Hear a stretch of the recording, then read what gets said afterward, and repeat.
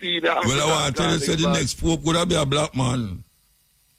Yeah, but may I tell you, I am mentioning this one. Yeah. Name Peter Turkson from Ghana, and one of the most senior African carnivals in the Vatican. And him is one who in Ghana supporting the homosexual and lesbian agenda. Yeah. Yes, this boy Turks from Ghana. And the thing about it is that when last on the drive come out of 6 Mile, out of Ferry, so I don't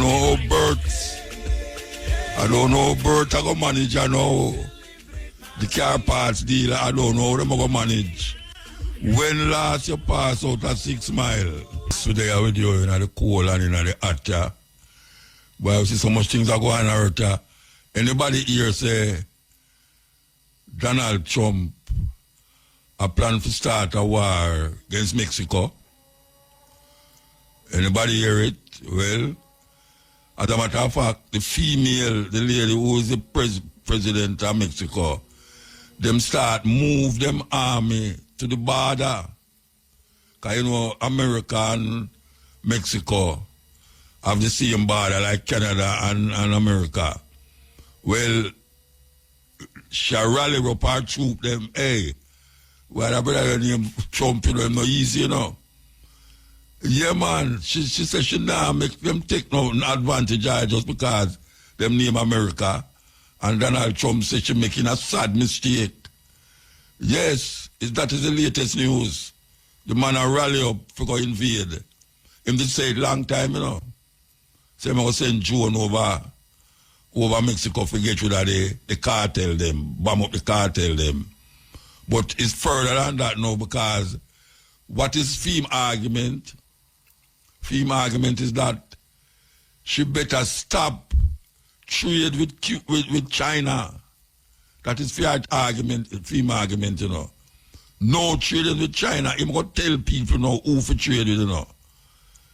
I'm going to wage a war against Mexico if she keep trading with China. I don't know how I'm going to manage, because I whole heap of country I trade with China now, because I'm such a if and but man. Why may I tell you? So we're there with you. I got through the pieces. We want to play something and make you hear it.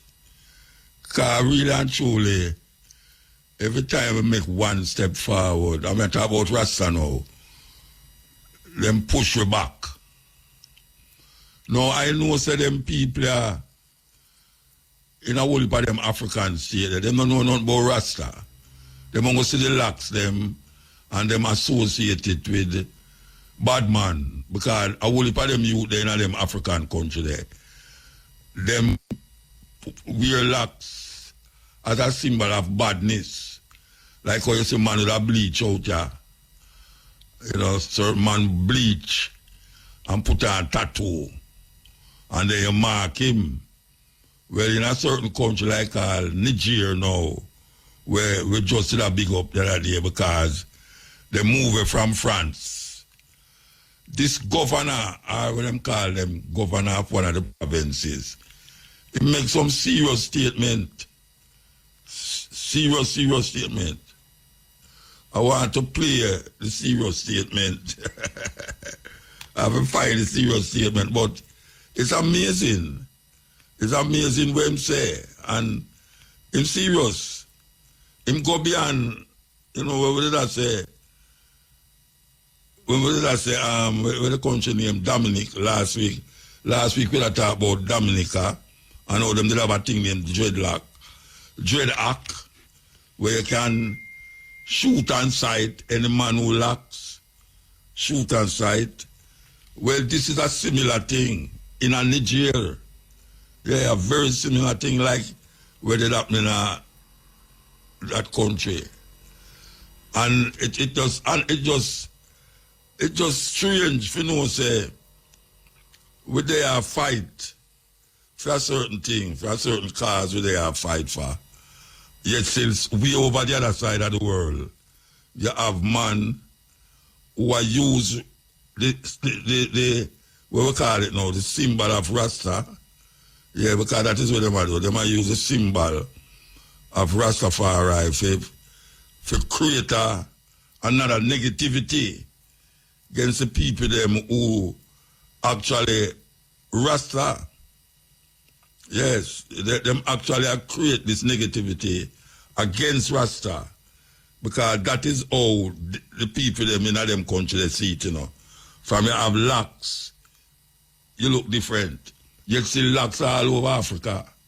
You have the Maasai people them, you know, you have some people in Nigeria. You have locks all over we don't associate with Rasta. But as me say, people always come associate locks with bad man business. That is really why. Because if I can't get this thing up properly, I can't get it properly, you know. I forgot to figure it out, you know. So, all right, I get it properly. I really want the people them hear it. Really want the people them hear it. I could see if we can't get it now. Is here, and finally, nobody should carry any kind of hell court against inside MENA. I have given you marching order, the security agencies, anybody that you find with barber or dreadlock, arrest him, barb his hair, and finally, nobody should carry any kind of hell court against inside MENA. I have given you marching order, the security agencies, anybody that you find with barber or dreadlock, arrest him, barb his hair, and finally,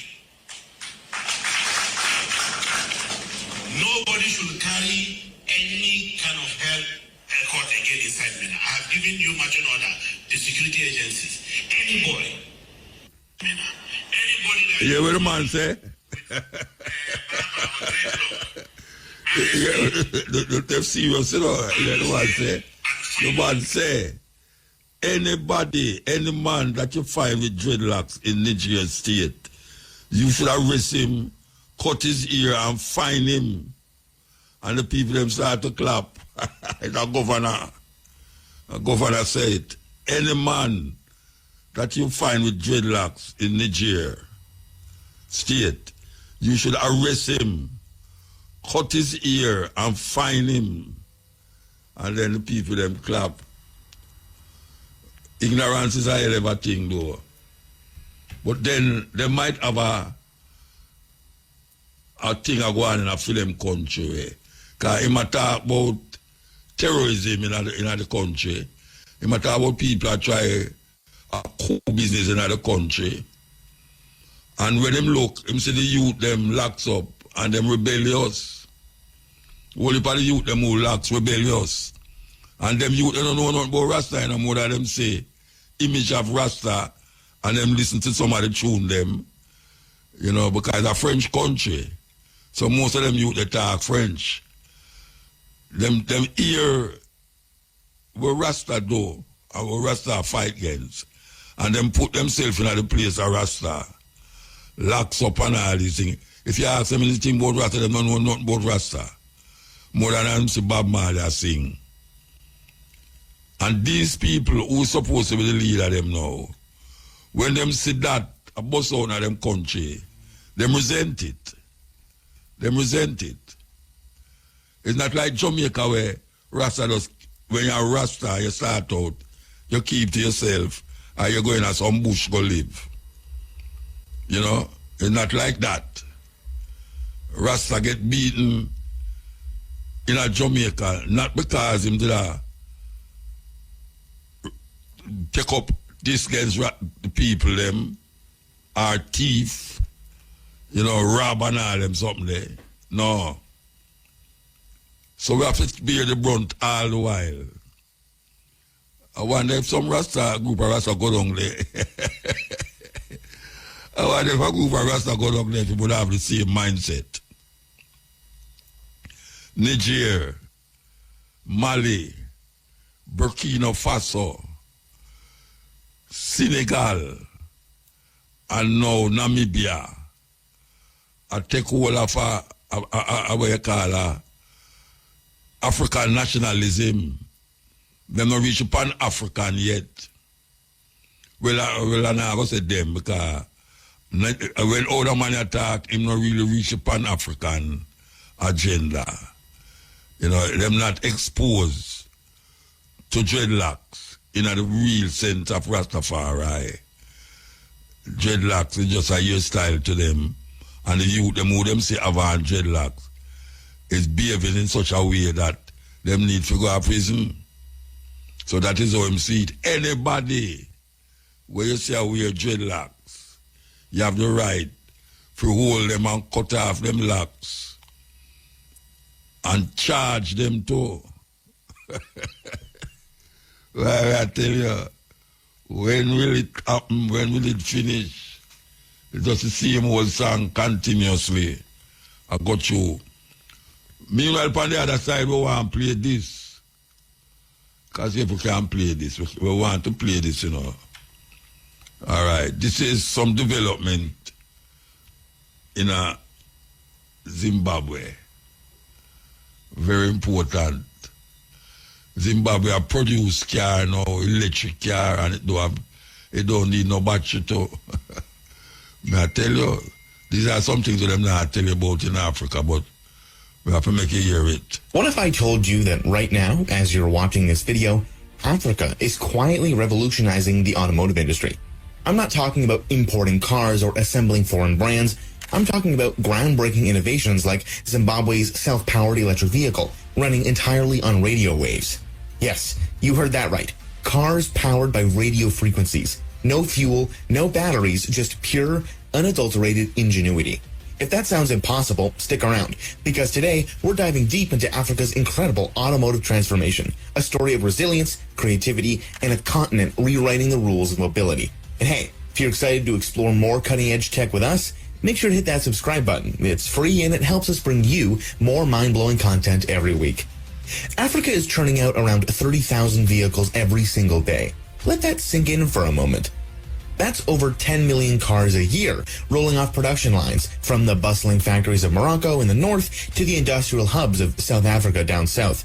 But these aren't just any cars. They're built with a purpose, designed specifically for African roads, African climates, and African lives.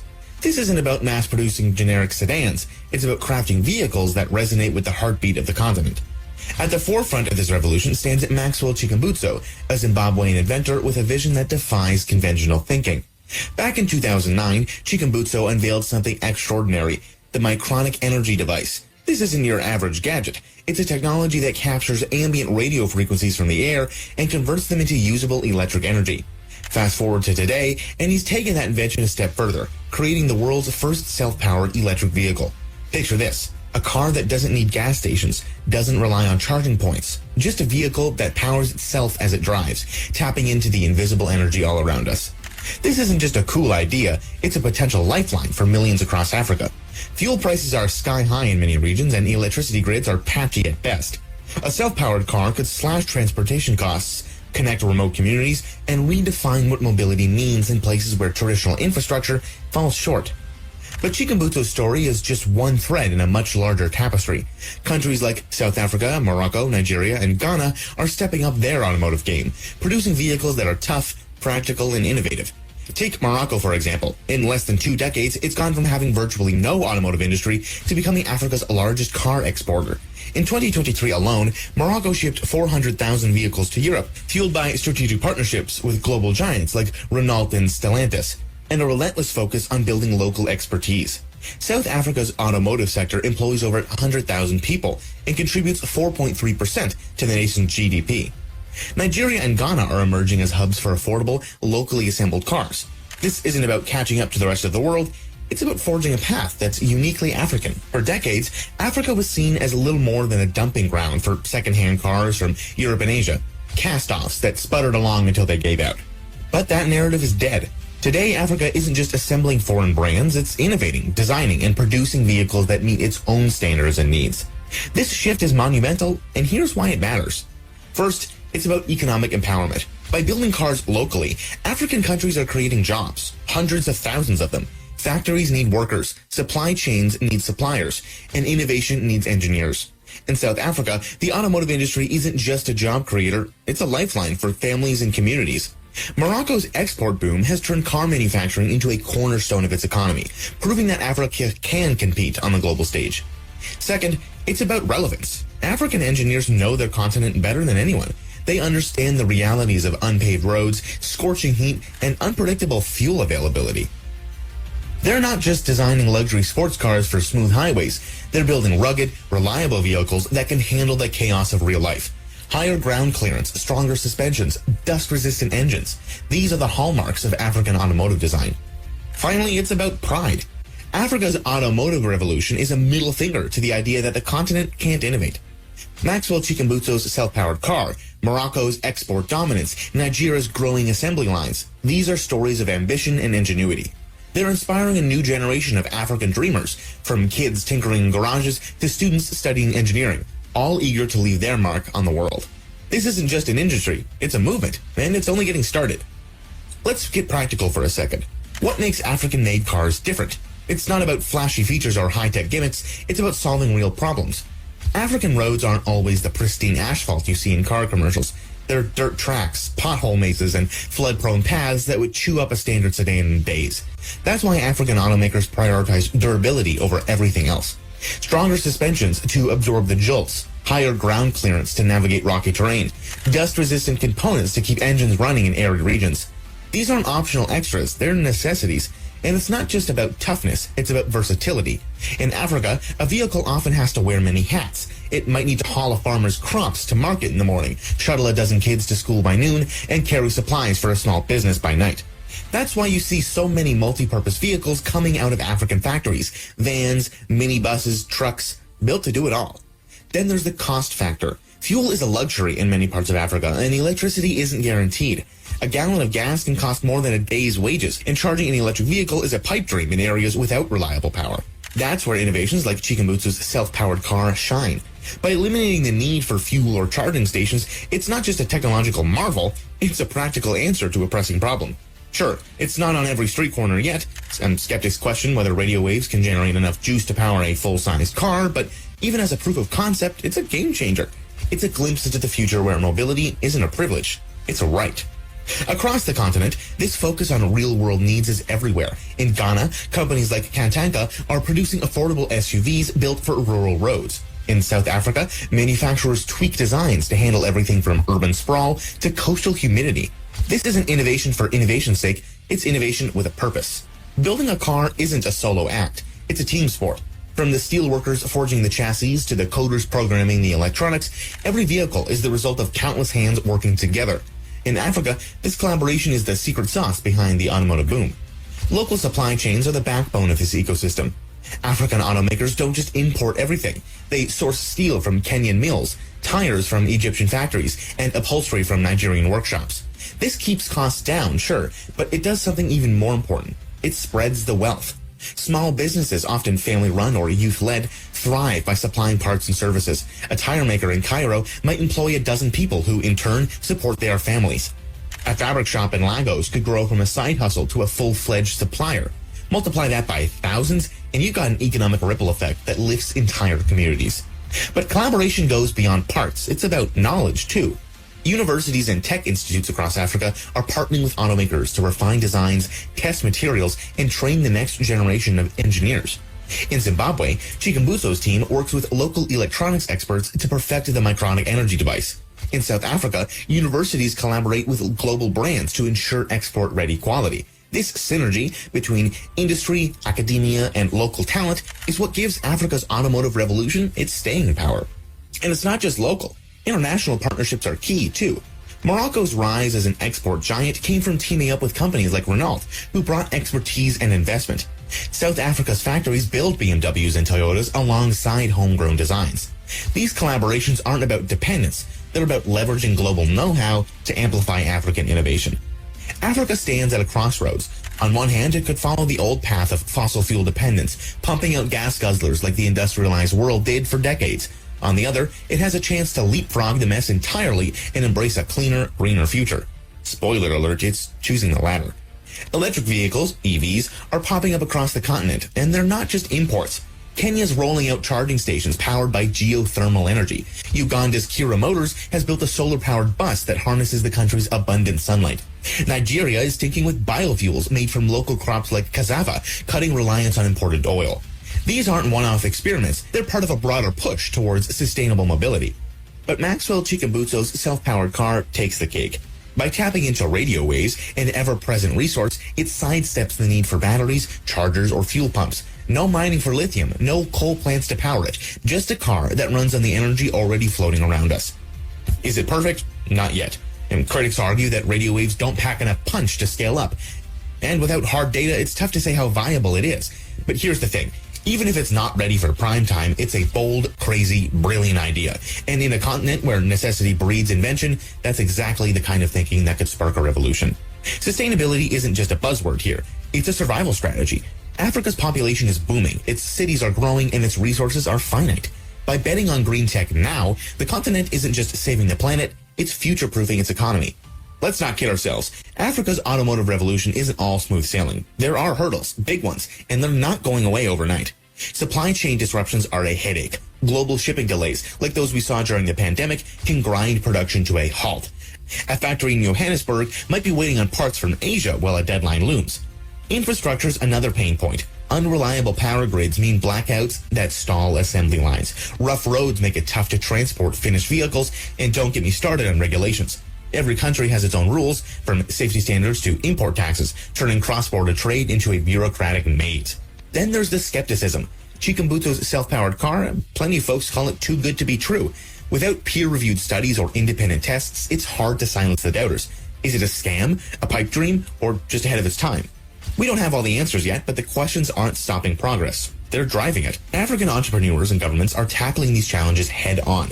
Morocco is building better ports to streamline exports. South Africa is investing in renewable energy to keep factories humming. Zimbabwe's Chikambutso keeps tinkering, undeterred by the naysayers.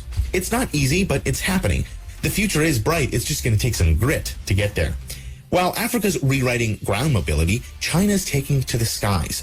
Meet the Xpeng X2, a flying car that's not just a prototype, but a real functioning vehicle. This octocopter, with 8 motors for safety and stability, can take off vertically from a rooftop or street. It's got a 25-minute flight time, autonomous navigation powered by AI, and a sleek design that screams sci-fi blockbuster. Why bring this up?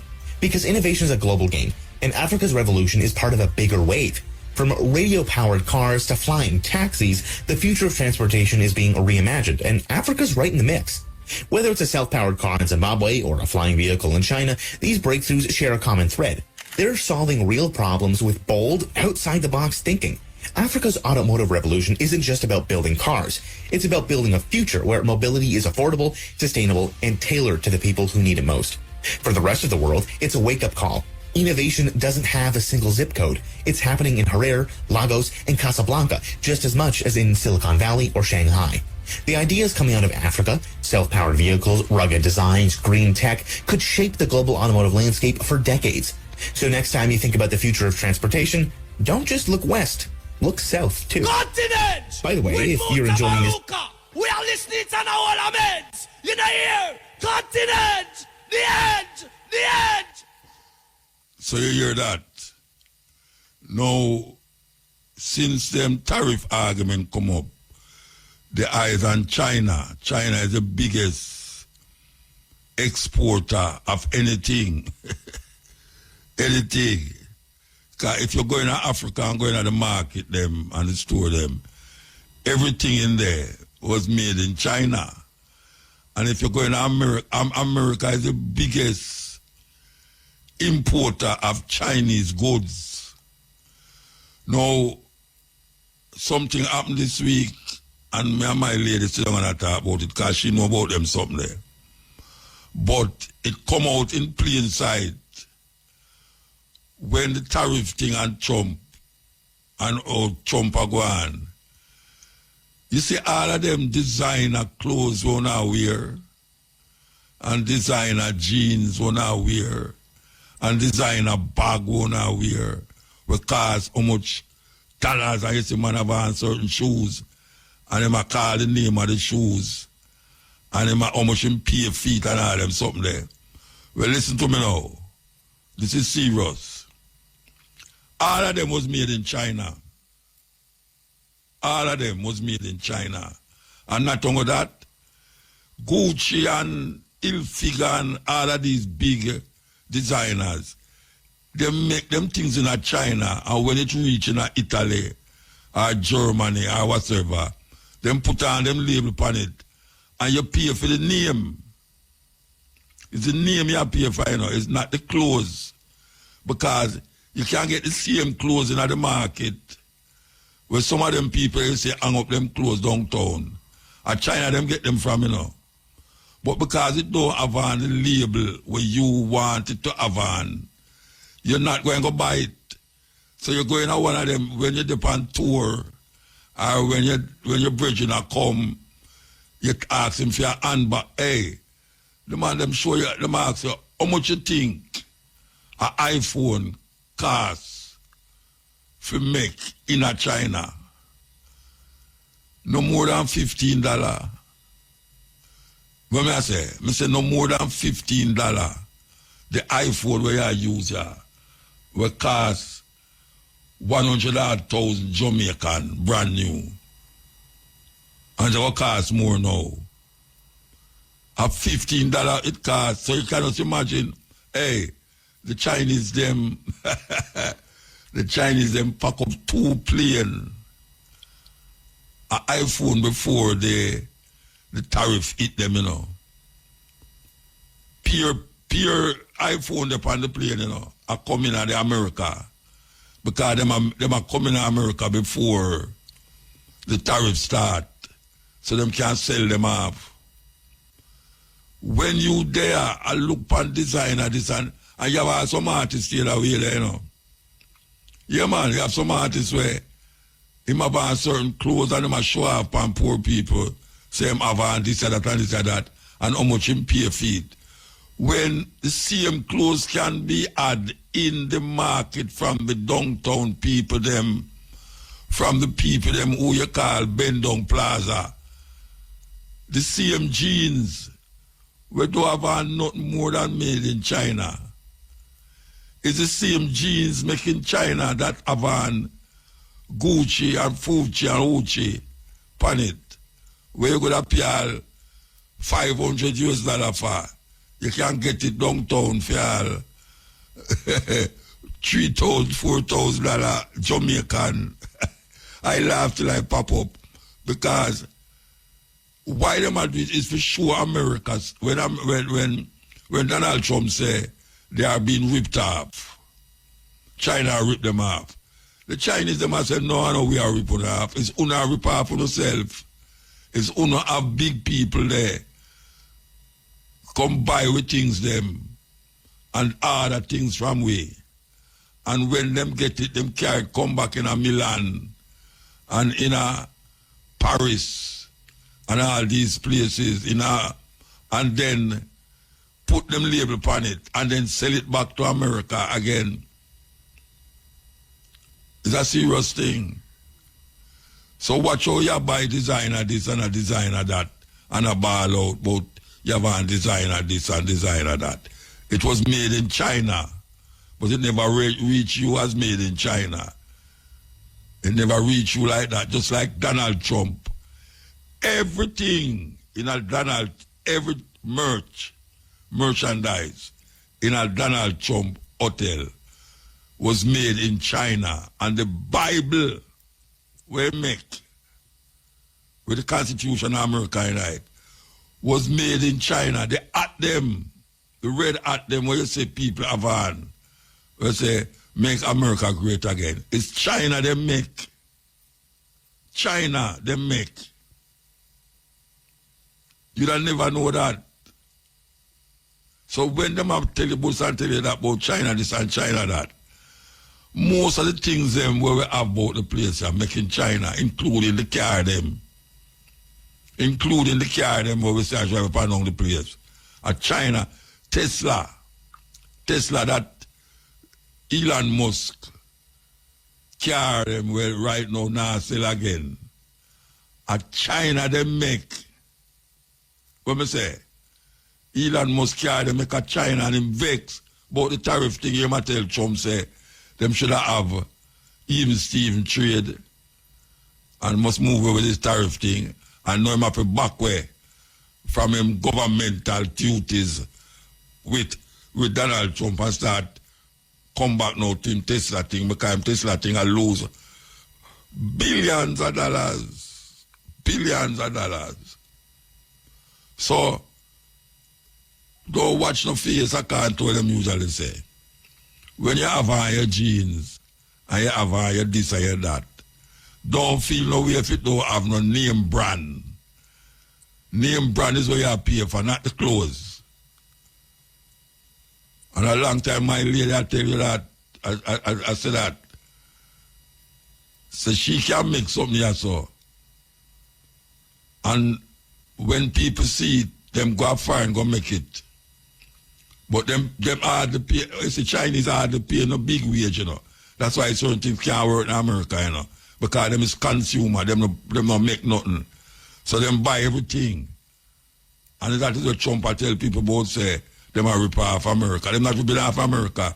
It's because the things them where Americans want, Americans don't make it. The things where Americans want, America don't make it. The things where America want to grow, it's not Americans grow it, even though it grow in America.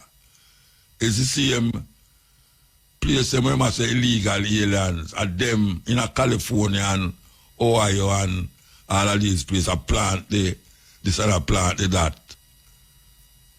That's American can't have it because American now turn up in sun hot and go do where the Mexican them a do. Or where the South American them a do. Them now go do that. So nobody now rip off America. It's America rip off themselves. So when you see the Chinese go to bomb and have them factory and all them, the computer them where we are use and most of the things them where we are use. A China, made in China. When it reach America, it's very expensive. Very expensive. So why you know that?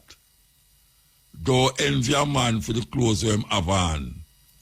Because your feel say is a name brand. You see a man have on a certain thing is a shoes, a name brand shoes. More than likely the name it have is a European designer. And that European designer pay some people in a China to make hundreds, maybe thousands of them at a certain price. Because when the man say a $15 for make one of the iPhone them, because labor in China cheap. Labor in China cheap. And them have hundreds of people at work and I do the same thing in a one factory. You know, have that in America because a whole lot of people now go work that way they in America. You know, see it.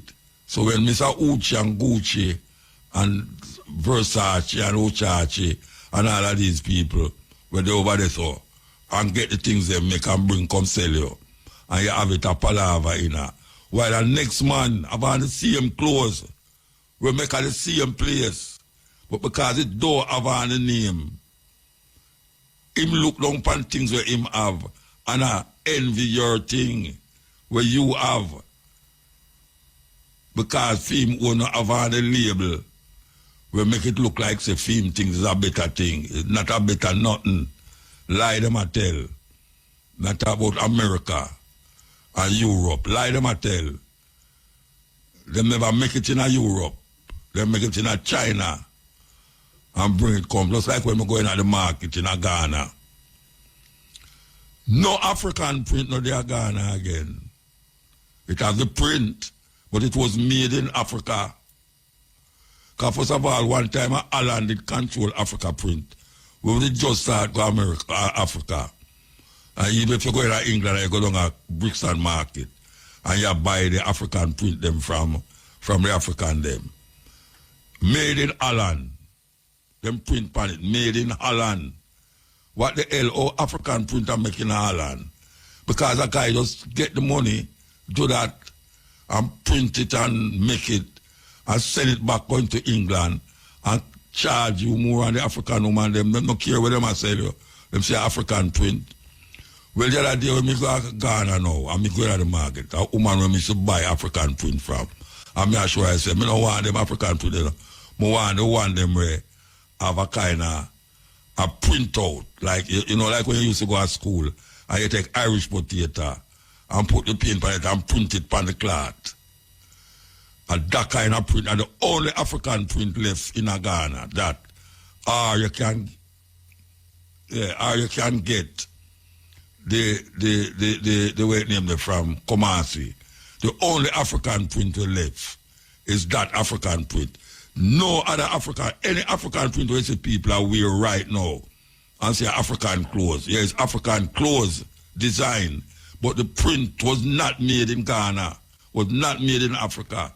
Unless it's somewhere way up in Tanzania there somewhere. It's a terrible thing. Yes, yes. Yes, so it's a thing we have to know.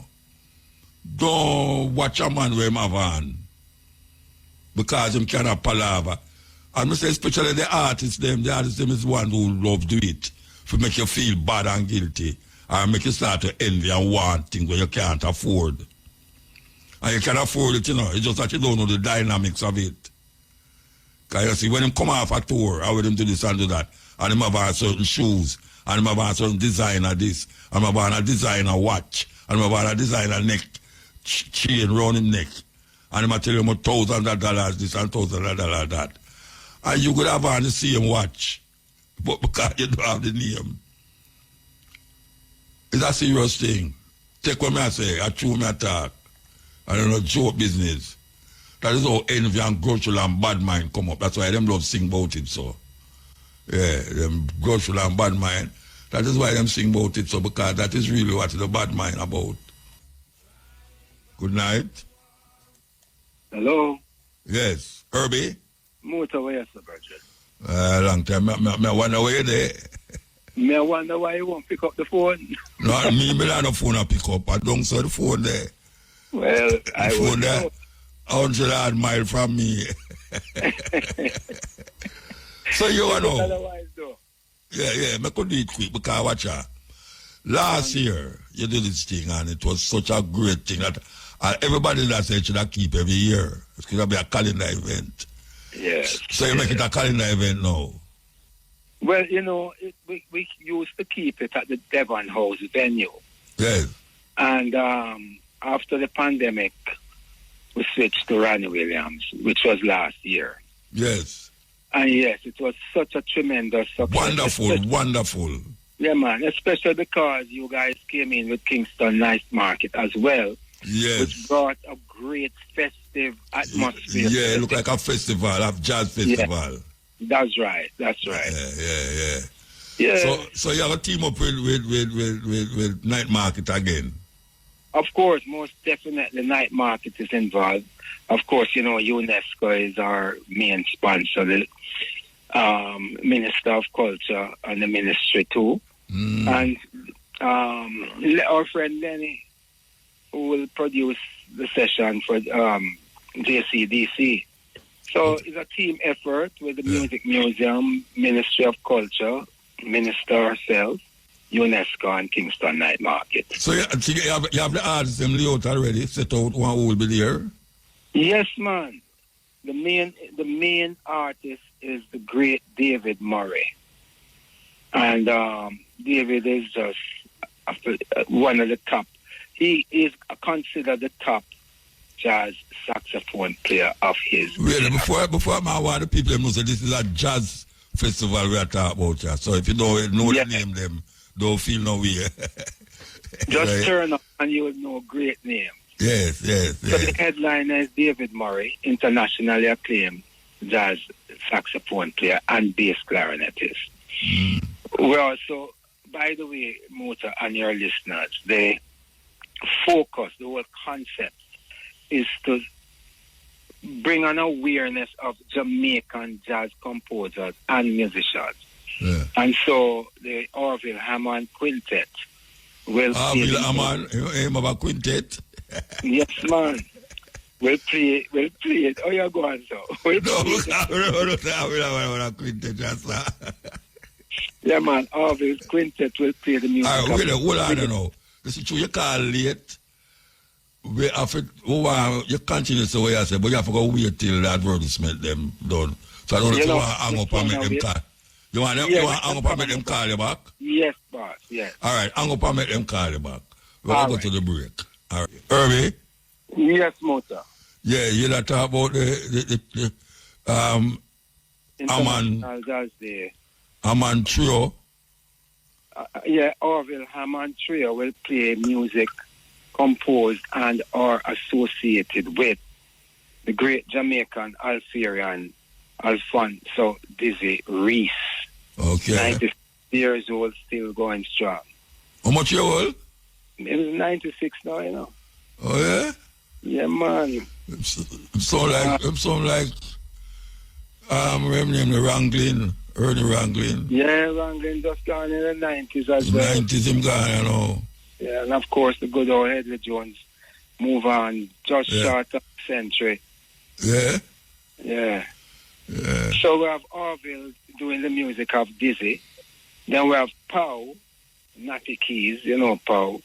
He is going to be doing the music of Harold Little G. McNair, a dynamo antenna, alto sax, and flute. He also sang, acted in 2 Hollywood movies, and his first big gig was with Quincy Jones's 1960 band, which also included on trombone Melba Liston. These are both Alpha alumni. Yeah. Then All there's there's the Jam Big Band, which will do the music of Carlos Malcolm, Thomas Matthew McCook, Donald Drummond, and Enrico Rodriguez. Some young Algerians, seniors, graduating seniors, and closing it off will be MC and poet, and this you will enjoy, Miss Casey Garvey and cellist Emily Elliott. You know them both.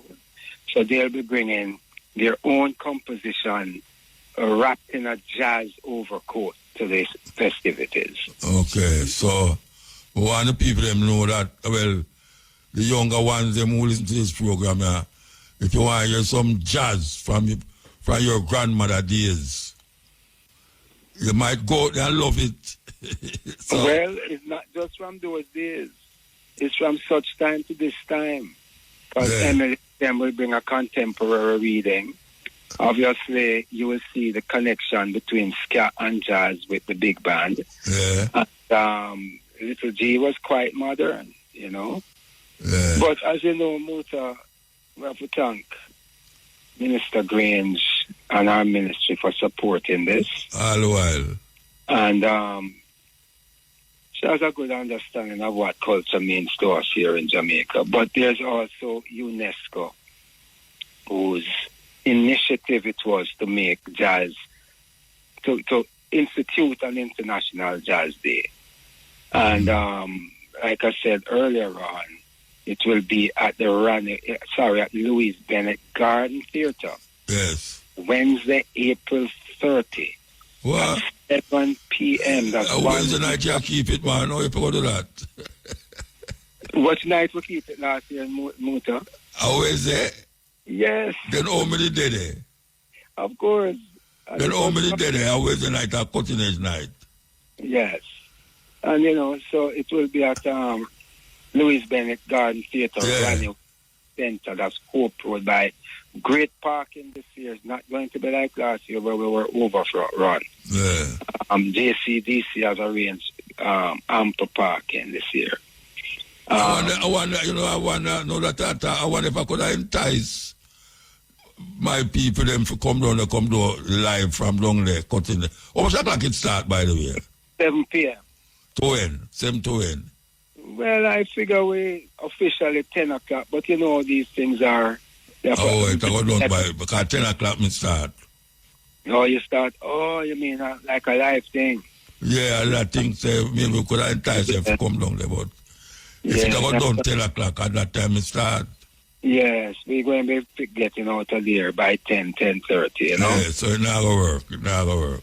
But again, you know, last year it worked for you from a different point of view. And yeah, but I try to figure out how come it down there on a Wednesday, I'm down there. But I understand that. Well, you see, normally you would be on a Tuesday at night market. But we just push it a day forward. Because it's Tuesday they do it last year? No, it was on a Wednesday. Wednesday, all right. Might be Tuesday, I'm not sure. But anyway, the truth is that Jazz Day is celebrated on the 30th of April each year, whatever day it falls on. It might have been Tuesday last year, but you forgot to tell me that.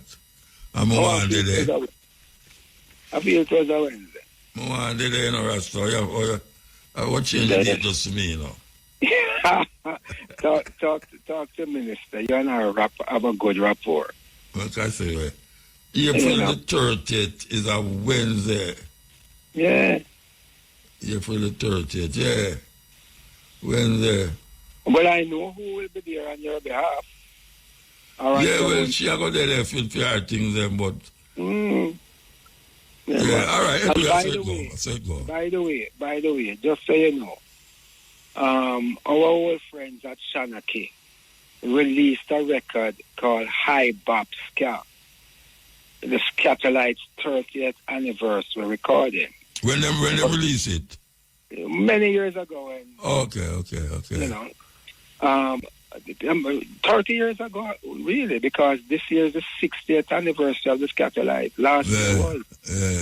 But anyway, it was the 30th anniversary. And David Murray, our featured artist, contributed a song and was a guest player on it. So, you know, he's not a stranger to what we do here. Yeah, okay. All right. You know? But it promises to be a good thing. And then you have the market again where the market. Your goodies where you want, craft, this food, that sort of thing. We have art, we have craft, we have food, natural drinks, and it's just an organic festival. It's a festival. It's a great festival. So we are inviting everyone to, and by the way, it's at no cost to your pocket. Free. What's that? It's a cork, you know. Cork. And you know, jazz is one of those kind of things. All music, basically, that unites people. It brings people together of a diverse demographic. And that's one of the things that it celebrates. And UNESCO understood that, and it's in that spirit that International Jazz Day and Herbie Hancock as its patron is introduced in 2011, by the way. So we look forward to everyone being here. Man. And give thanks to the mention, my brother. Yeah, man. Give thanks, Herbie. Love me, brother. Cool. Yeah, that was Herbie Miller, coordinator of the Jazz Festival at Alpha College, in conjunction with the night market and the Ministry of Culture. Yes, it's a wonderful festival. In the middle of the week, there. Wonderful festival. Last year it was, what a nice tune, man. Man, them tune you forget no play, you know. Them tune you forget no play, Rasta. Man, hear how music supposed to sound.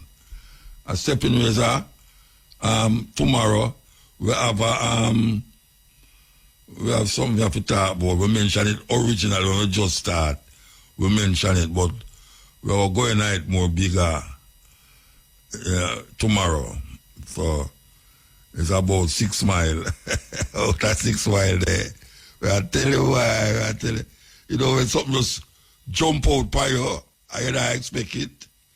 And then after you look now, you say, it's like you never know say it there, and it was there, because everybody knows it there. Yeah, but it's sneakingly there, though.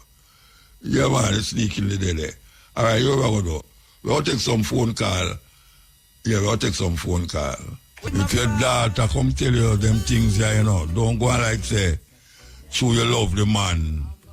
you gotta just run her, you know, and say she must go sit down. If a food shall try box out of your mouth. You have to take it serious. Because the whole heap of that go on in Jamaica. So nobody feel like say a little girl will just get up so and just start to talk things so. She talk it because she experienced something she never experienced before. And you have to really investigate it and take it serious. I certainly I tell you that because trust me, you don't find a youth when they have to go through that and nobody now believe them. Especially the mother. Especially the mother. When the mother say, must go sit down and stop your foolishness. It's a terrible thing. Anyway, Night. Welcome again, Muta. Yeah, man. Yeah, man, all things. The things are going, I got you. Yeah, all right, Muta, all right. Wow. Yeah, man, big up to Mandinga, them are Raspal in Ricky School. Muta. During COVID, when we did lockdown for 2 years, Muta, our well thinker, our great mind leader, I thought they would have done a real campaign in terms of agriculture, allowing you and Carbo alone to place a lot of promotion on it, Muta. Hello? I hear you, man. Yeah. I think I remember one time in the 70s, Michael managed some farming thing, like in some farming thing. Let me take it serious. But Muta, we don't learn nothing, they don't learn nothing from COVID because you tell me no, Muta, we import $1.6 billion in our food. And when the tariff implement, waiting happen to the food now, Chancellor said these guys capitalize on the storm and COVID, why things are there. I'm not talking about that. I only put the thing that when I import, we can grow it. Thank you, Muta.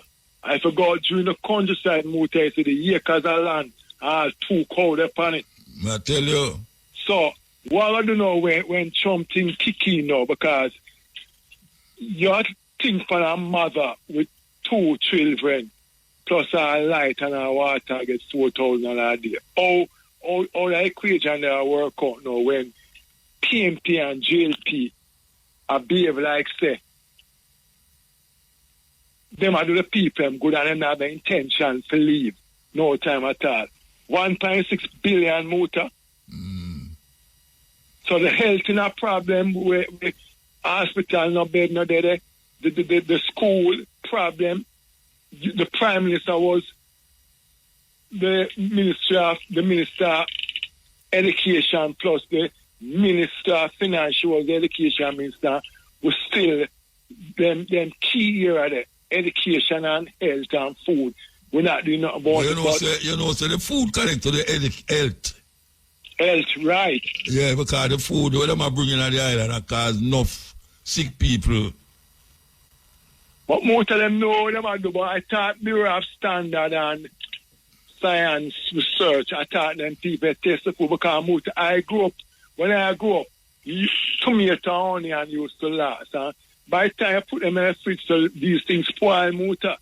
And when I find out, I find out cancer kill people, a heart attack and strokes. I don't understand that, Muta. Diabetes. Cancer, diabetes, right. The people my walk kind of cripple up. And we have a health minister I spend billions of dollars on our hospital where it look like when Satan come visit them, it's still a bill. So, we have to know what really has happened.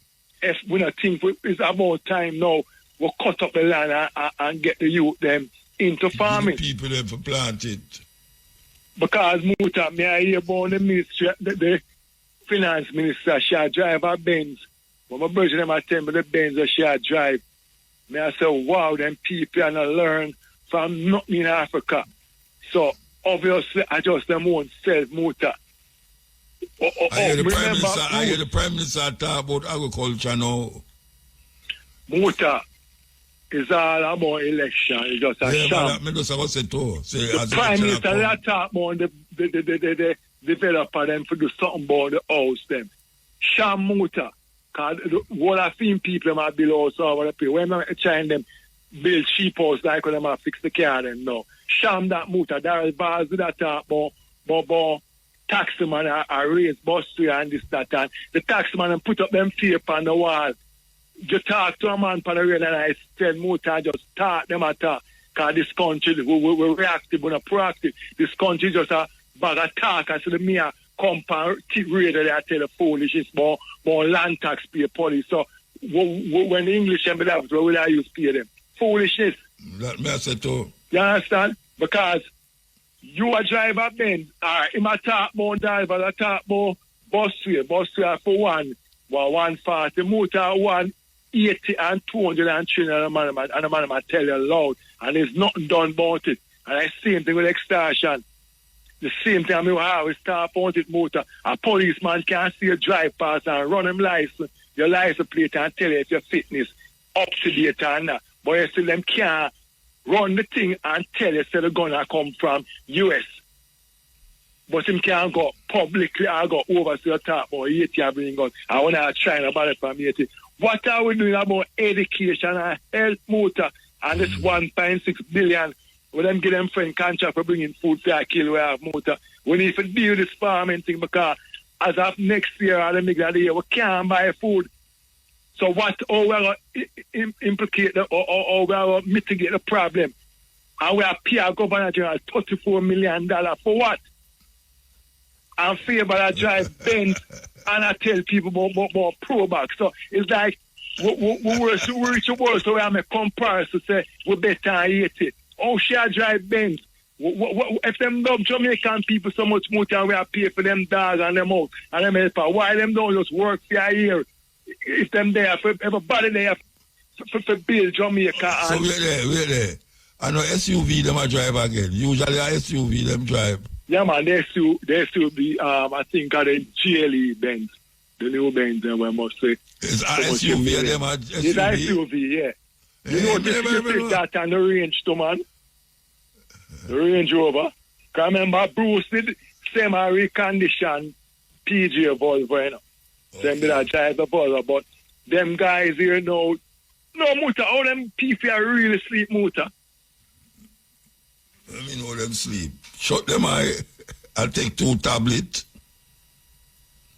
A Benz muta, a Porsche, and Jamaican people are living in a squalor. Muta, I got on Waltham. Yes, the motor. You may I tell you something, motor, wow.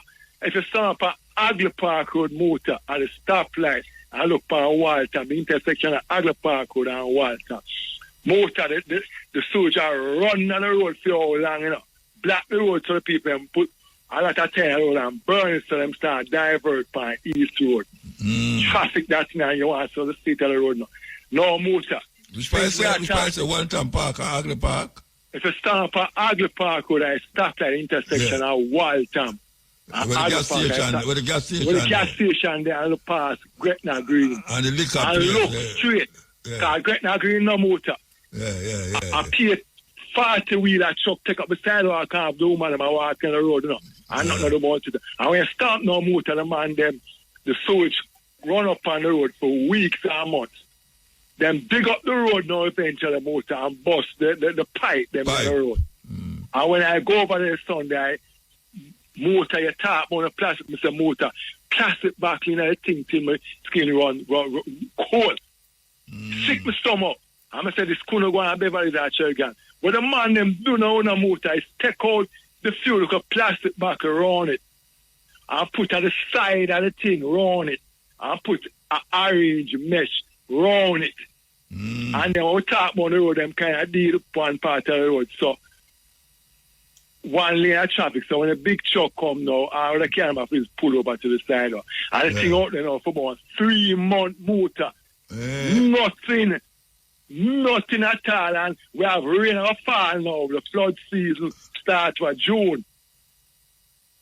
So, I'm a matter of fact, the thing start wash back in the world because me I talk about yesterday, the man I say, right, my birthday, it start wash back. And you wonder, them man and man will go champion and immaculate and university and this school and that school and the man have no vision, muta. Then I saw them here, black poor people and slack come round and them out of a pot one vote. The thing I watch by them on the road, muta, go out there, man, go out there one day and you put and stand up and just walk from, it's about a 200-meter stretch. Put you orange mesh on it, muta. Who does that? And the whole of that now, the car and pass and the blow back in anything and defeat the whole purpose. So them dig up about. Well, they put a mesh at the back. Well, they put a mesh at the back, then they drop in there.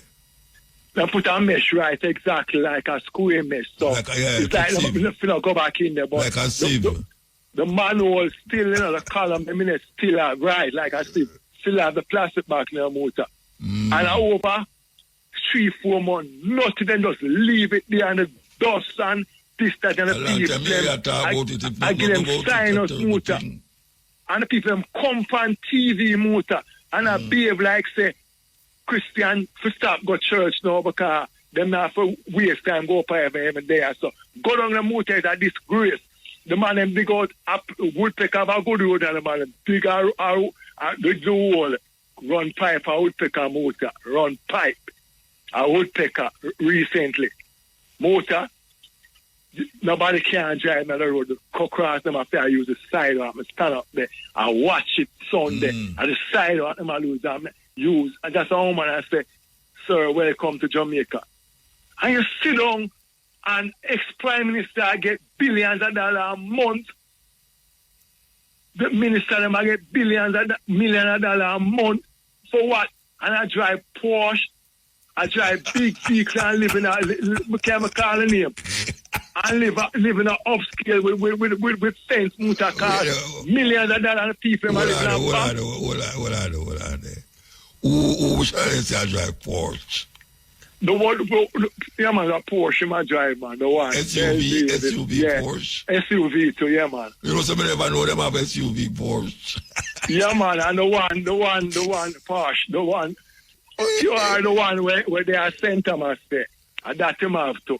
But I'm riding bike sometime. I need to get the contract for bringing the agriculture thing. So, name? I give a promotion. Him name starts with J. Oh, I don't know them. James Roberts. I may have a contract. But, Muta, there's a lady in Africa that she must kick out the American. I want to put on a leader now if we can. Namibia, no, she said them have a visa for come there. Yeah, man. Good we have a visa for go to America. She said them have a visa. But the man will come here the other day when them are run and come and tell you who to deal with it. How natural must deal with it and how them expect the Cuban doctor. But you see them not talk about them a supply. Well, you know, you could have wake up and hear say a war start between Mexico and America, you know. Because when name Donald Trump tell the woman say she have to stop trade with China. And she said, no, him can't come tell me that. So, you know, she started sending her soldier them go down on the border between America there and Mexico. So we don't know what happened. Yeah. You know, we have to move. Muta, nobody now have no guts here because I'm afraid of America. I'm going to Russia alone. No, man, she stand up with them, man. Put them at the tariff thing. She lick back tariff on them too. No, we are doing. She stand up with them, life again, yeah. May I go on listen to yeah, all right. Man, big up yourself. Bless El. Blessed Mutabaruka. Blessed man. Yes, I am. All right, me just have so one little thing and then me just tell you. You listen to one thing last week? No, once about the two citizenship, I don't want to stray from the point because I want to tell you one thing and that I can make you say, all right, about say where you call to say. All right, talk. Muta, right now your program, all of your two programs, Cutting Edge and Stepping Razor, it is the hottest broadcasting program on planet Earth, and I'm going to prove to you and tell you why. You see a program, it gets so hot, everybody want to call you and madman. Man, I call you, and them are all over the place with reason, even though the caller that call a while ago and they make a lot of important point. But 99% of his point that he makes, Saba to make that point on Muta program about 2 to 3 weeks ago. See, anyway. I mean, but Wellington Park Road, but we're there. You're talking about Wellington Park Road. You're not going to talk about the caller no more. Right now, Muta, every caller of a caller as of right now, Saba Tuti are the first one. Now, any caller for Saba, Muta having 5 senses and knowledge, wisdom, and understanding with Jackie. He know when somebody attack foolishness. And look here, don't give them no more time. What I heard from have to pay for time. Anyway, now get to my point, Muta. Muta, right now, may I tell you something, Muta. You have an ear, eye, Sabatut in a different realms of meditation of message, of message and vision, because without vision, the world and Jamaica perish. Now, listen to me, Muta. Me is not pathetic. I'm don't sick in my head space. Nothing wrong with Saba. Muta, me know you know that, you know. So you is the most high Jah in our flesh. If everyone on planet Earth and know say them are Jah in our flesh, well, that are for them business. If them say Jesus Christ, well, at least them say them are Jesus Christ in our flesh. But if them don't have themselves as God in our flesh, Muta, them is walking dead. Now listen to me, my point is this, Muta. After this program that me talking at the cutting edge, I think that cutting edge was the first program I talked to from Muta. No Muta for me talk tonight, this morning, and you show Muta. I'm not going to call back none of your program again until I World King is one of the biggest DJ or reggae singer in Jamaica or the world. I'm going to prove to you, Muta, you'll hear me talk somewhere, you know, don't think no negative way. I'm going to prove to you by the blood of Jesus Christ that I, Sabatooth, a.k.a. I World King, I'm going to be one of the biggest dancehall DJ ever. I reggae singer. Now listen to me now, Muta. Never just talk, you know, we never call none of no politician name or no party name. So no one can know who me attack. Now only way them can know if them all are meeting, though the two party or all of the party next election, and find out who spoke to our World King. And I never say I wish I haven't talked to the politician neither, so I now give them no clue. Anyway, Muta, my point is this, listen to me. Muta, you there? Yeah, man, I listen to you. All right, that's all more I know you listen. Give thanks. Last year, listen. You listen to me now, Muta. I told a top politician that, look here, I hear me I come publicly and say, this is no negativeness, you know, this is no criminal activity or nothing illegal, you know, when me I say no for IRFM, you know, and when me told the politician, Muta, you there, Mutabaruka, you listen me clearly, I hear every word from me. Boss, may I listen to you now, brother, if you keep saying that you're not going to talk, don't call me boss, because Uncle Selassie alone at the boss, and if people see Jesus Christ alone at the boss, him at the boss. So the man on planet Earth here, I call them a boss. Them is just boss. To feed them surrounding. That's straight from the point, you know. That's straight from the point. Well, let me get to a point. I feel like is the ultimate boss here, or them see God as Jesus Christ. I know the ultimate boss. All of the boss is the last. Anyway, listen to me. So I told why me I come publicly now. I said this is because me hear the whole heap of parties as I speak of this point that me had share with this individual politician. And me I say, him don't do it the right way. Now listen to this now, Muta. You hear me, Mutabaruka? But if you keep asking me, I hear him, I'm going to lock you off, you know. Him lock off. The man I keep asking me, I hear him. I gone. The man that I keep hear me, and him don't lock off himself. Yes, Eel. Eel Muta, Mandingo. Mandingo. Yeah, man. May I tell you, Muta, may I tell you, it hard rending the brethren when I talk to the first call of the man, the situation of Walter, man. Oh, in Walter Marley Park Road, him say. Yeah, man, he used to live at Chester Avenue. A long time I talk about it, you know. Yeah, but dreadful. You see, and the politicians them and think them here them, but them not doing nothing, you know, to show you how them doing business, you know. Eh? And the corruption and the kind of vehicles them have and the salaries and things. So the Nigel Clark raise up them things enough. No, Nigel Clark don't work down here again. IBM. We know that's when they are say set up himself and them and then dig up. You know what I mean? Me I tell you, man, PMP and JLP, like where the brethren said, me and you know that as Pan-Africanist, man, 2 or 1.5 dozen of the other man. Dreadful. Me I tell you. And, by the way, it is ironic that at the anniversary of the visit to Jamaica in 1966, 21st April, of His Imperial Majesty Emperor Haile Selassie I, that Pope Francis from Buenos Aires, Argentina, that he died. Yeah, but I guess him dead. No, he died on Monday. Today what? Yeah. Today Wednesday. Today we into Thursday now, man. He died on the 21st, man, the anniversary of when Haile Selassie come at here. Yes, he died 7:35 Rome time, which was 8:35 London time, you know what I mean? And you know what is significant? That for the first time in history, because we know that the Roman Catholic Church rife with a lot of homosexuality and lesbianism in the priesthood and things.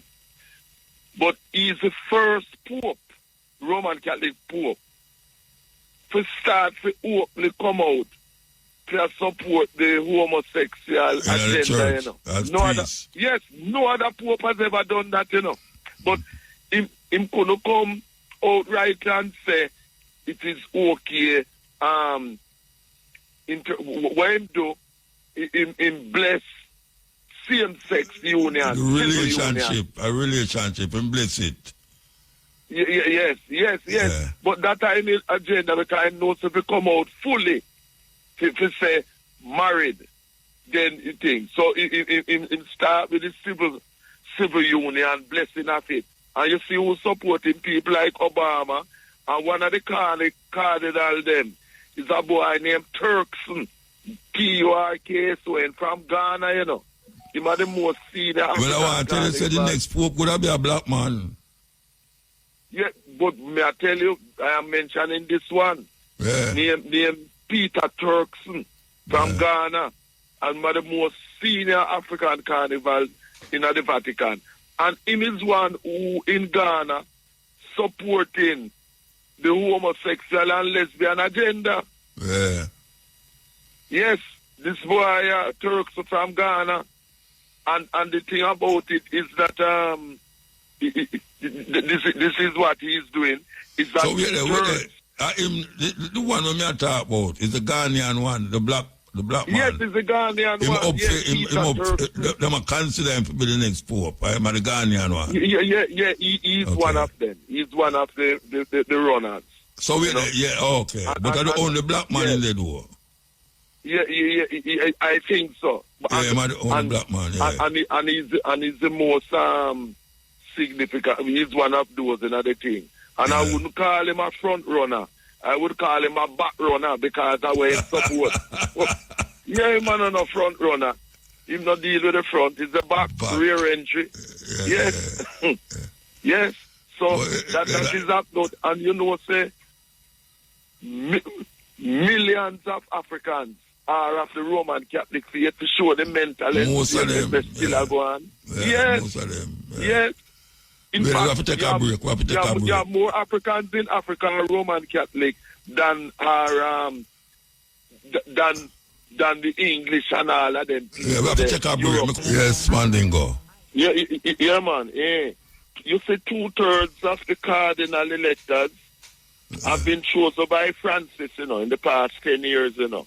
So him do that for continue theme project, you know, legacy, in terms of homosexuality and lesbianism. Because there are more than 220 cardinals from more than 70 countries. But only about 120 are cardinal electors because those over the age of 80 are excluded. You know what I mean? Yeah. So in pocket with people who are support team homosexual agenda, you know what I mean? And thing. Well, we'll see what happen now.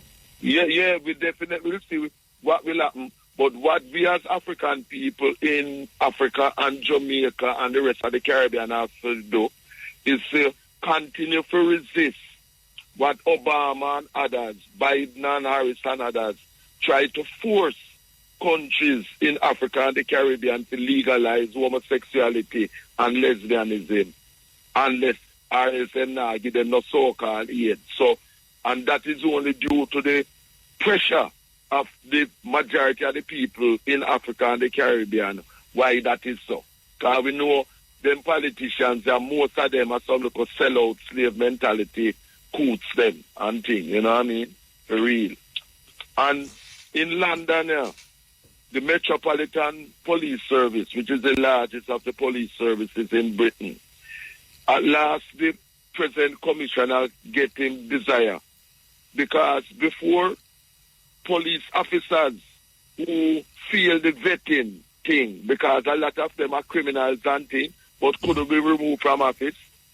Well, things have changed now. The law has changed that them can be sacked from them job. Because what used to happen is that in February, for example, 29 serving officers and staff were paid to stay at home after their vetting was removed because of them criminal activity and them thing there, you know.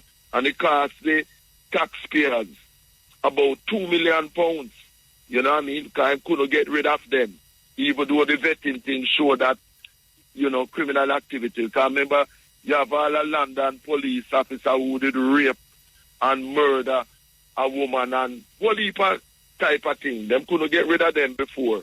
But now, can just sack them instantly, which is good, you know what I mean?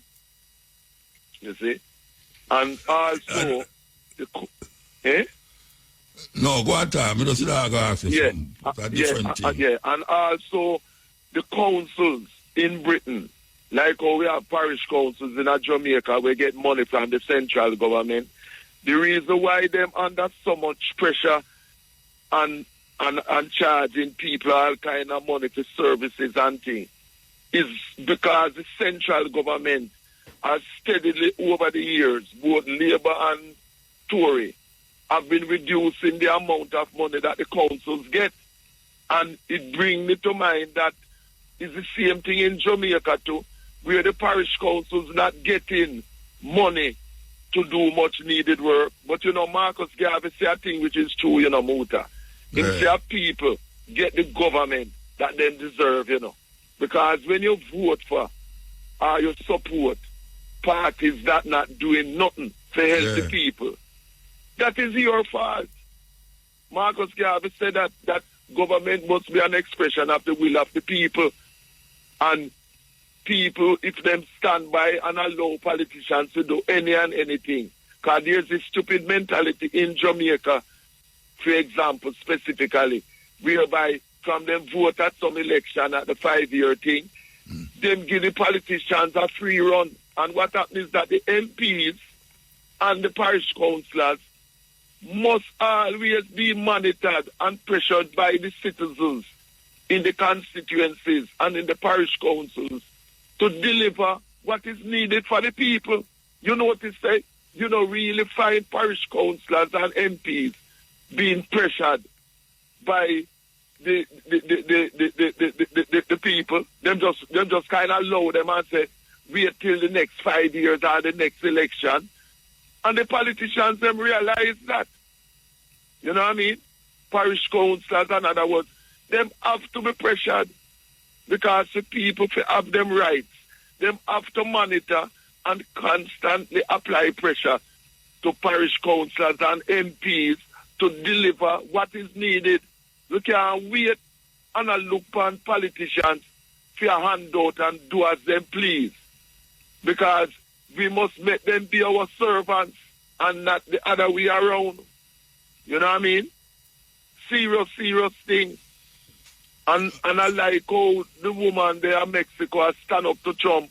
And I'm just going to ask you about, you know, if you hear say a war a Bruno, because Trump has say Mexico must stop trade with China. And she said she not do that. So that no cause no the soldier them are head towards the border. And she a gather up soldiers now a line up the Mexican border. I don't know if you hear about it. Yes, man. But listen, she is right. Because the boy Trump is rank and out of order. Want to tell other countries where to do. And them thing there. And you know, see the tariff thing, backfire. Yeah, well, when I say you didn't hear about that thing, when just the incident about the Mexican border. You hear about it since last night, since yesterday? Yes, I've heard that. And that is a sensible thing for her to do.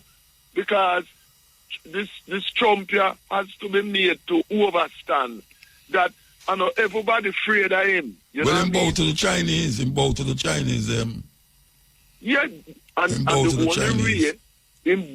the only way, the reason why I'm bow to the Chinese, the only way a muta you know to deal with a bully is stand up to them. And that is what the Chinese did. Them stand up to him when them come with them tariff him back. No begging thing. You know what I mean? Because force is the only thing. Marcus Garvey said, power is the only argument that satisfies man. And a race without authority and power is a race without respect. And check it again, Muta. The USA is composed of 50 states. More than half of the USA was formerly part of Mexico, California, the largest state, was part of Mexico. Texas is an island place, eh? Florida, yes, more than half of the USA. And it's by conquest. By conquest. Force is the only thing them respect. And that is why them are going with things. And that is why we respect Traore. And we Africans as Pan-Africanists have to support Traore in a Burkina Faso. And also the other Pan-Africanists them in Mali and Niger. And I love our African sister in Namibia, the new president. So you know about the new thing in Niger. One of the governors of Niger say, any lax man with them sit on the road, they must cut off them ear, beat them, and lock them up. And then charge them. You hear that one there? Charge them for what? Fear of lax. Yeah, but that is wrong. That no, we don't say it's wrong. Not to say it happen. I mean, we just play the brother talk. The man who bring it up, the governor in Nigeria, is him just play a say it. Say any lax man who them find on the road. It come like the Dread Act in the 1970s. The Dread Act in the 1970s in a Dominica. Where them could have shoot Rasta inside. The brother named Trotter, I think him the name. Yeah, well, them no use the Rasta. Them no say the youth them were lax or rebel and go a certain way. So them hold it now say any lax what you say. Any youth will say lax. It's a symbol of rebellion. Yeah, must cut off them lax, beat them and send them go to jail and then charge them. And as you say, it's not that these youths are any Rastas or anything. No, them not for the Rastas. Because them have lax. I just the lax. The lax them talk about. They must cut it off. Which is a madness. Because as you and I know, having lax don't mean you're a Rasta. It's a madness. It's a madness for a man. I go bring up them kind of law then at this time, yeah. But we know them people that say they don't know nothing we are going outside of them environment. Yes. We really have to reach out to him to explain to him that that is a wrong thing. You know what I mean? Somebody must tell him, man. Somebody must tell him. Somebody must tell him. Yes, and I will make my own efforts to do that too, because not long ago, as you know too, I was out by the French embassy with other Pan-Africanists protesting against all the French and others want to overthrow the government in Nigeria, you know what I mean? Yeah. See? So Yeah, publicly. But I did send you things about that to video and talk about it and things. So we really have to go get in touch with them where that is concerned, because matters like that, we really have to sort that out. You know what I mean? Definitely. All right, we have to move. We have to move. Yes. Yeah, keep strong on Muta. The fight for the African Republic, Jamaica to be African Republic and part of the African Union must continue. Must continue. Because PNP and GLP really don't want Jamaica to become an independent African Republic. Then just a go on. So we now stop as Pan-African. It's still that Marcus Garvey Jr. dream is come into reality. Jamaica African Republic and a member of the African Union as Marcus Garvey Jr. All right, give thanks. Blessed love. Yes. Give thanks. Love. Every this time. is the Cotton Head. Ghana Romeo coming through the Sell Your Soul. Yes, EL. Hello? Yes. Simon. Yes, hi. Manners. Blessed King. Blessed man. My condolences to Mr. Max Romeo, Honorable. And Sir Cocotti, boy. Him say, up he my tears. What good Cocotti, I think. Nice, lovely ballads here. You're playing with him that. Hope she come really carry on and do the work of it up. All right, watch me now, bossy. So, may I follow up to analyst news. So, Mario Dean case up now and like them do some prosecution panic. But so I consider to myself, I say, all right then no. So when bad cops get catch and them arrest them and charge them at same the penitentiary them go hard. In the same prison them go hard, them have. Yeah man. Them not a police station, police penitentiary. No, so a special place, soldier. No. Them would have got same place where a vice cartel where they in a prison with regular criminals. Prison them go man. Because you become a criminal now, so. Oh. Okay, I have meditate that. Why you ask that? Oftentimes them walk. So I wonder if the fear of them putting so much of them in there, them, man would have beat them up. Right, because you have 100 man in there when you put in there, more time. And you got slip and then put you in there. Fall from grace, one step, So, when if I undercover thing, we go on with them, I tell you, yeah, man, them really charge the bad one, them, and them get 5 years and 9, but it come up, man, a 5 year, 9 year, them get bail and then them walk. So, we have to look out for the innocent. If things in place to keep we in place, it's a balance on the scale. So, watch me again now, bossy. Let me step a little bit overseas, Boy, look at Jamaica get 10%. Yeah, your friend does half and a fire gun now, the man all over the place. Eh? Who that? Him spear you, the war we are going, man. Big war now, tariff war. And me hear on the man Trump. Yeah. You feel about him about. So him I forgot, him not all tariff for certain things are. Yeah, well, you see about the Chinese then. The Chinese then hold on upon him. But and stop sending plane going America, eh? Two little get it and stand up to, Two little get it and yo. Them still take off, because right now them are flat away they call them, load him with minerals, Even Ukraine president go there with with mineral, to give the man, No, but them no hold upon that man, Ukraine do it. Them not bad about another Ukraine alone. Ukraine are one of the front runner where we here. So who is yourself game you think? China stop game? Yeah, African people too. One of the African country? Here. I think Kenya, I don't really want to jump the gun for say. If I'm a Niger or Kenya, I say them want, give him some minerals. Zimbabwe, I think. All right, so me not wrong. To spear them neck because the man a wheel now like Mandingo, so them a bully everybody Mandingo. So I don't hear him can't too. I don't know. It seems. What you say, Wafi? Him a bully man. Yeah, because remember man they didn't empower with it and them take him down, so him a kind of use that steam, like a pressure cooker, but It seem a cool down, you know, because you know, say him kind of... Which part time a cool down? Why you say him a cool down? But if him say him not charge phone, and that's how the Chinese them go be there for now. Him not charge phone? Him not take tariff from them. No, but you see, at China, them hold him, you know. I bow him up to bow to the Chinese. But that him want to go. Time realize the phone is a mainstay in America. America don't buy and sell phone. No make phone. So if I tell you, say, you have got pay me for one of your things, then no, only for money that they are going to lose me as a Chinese man. Yeah, but the China have no business with that. Them have other country where them deal with.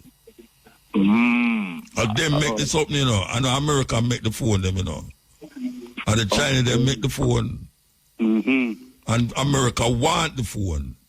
American people use phone than everybody else. So the Chinese them say, watch you know. All right, you see the tariff for you, I hold on, I'm going to put tariff on my phone. That's when it reach over there, so you have to pay 100%. Yes.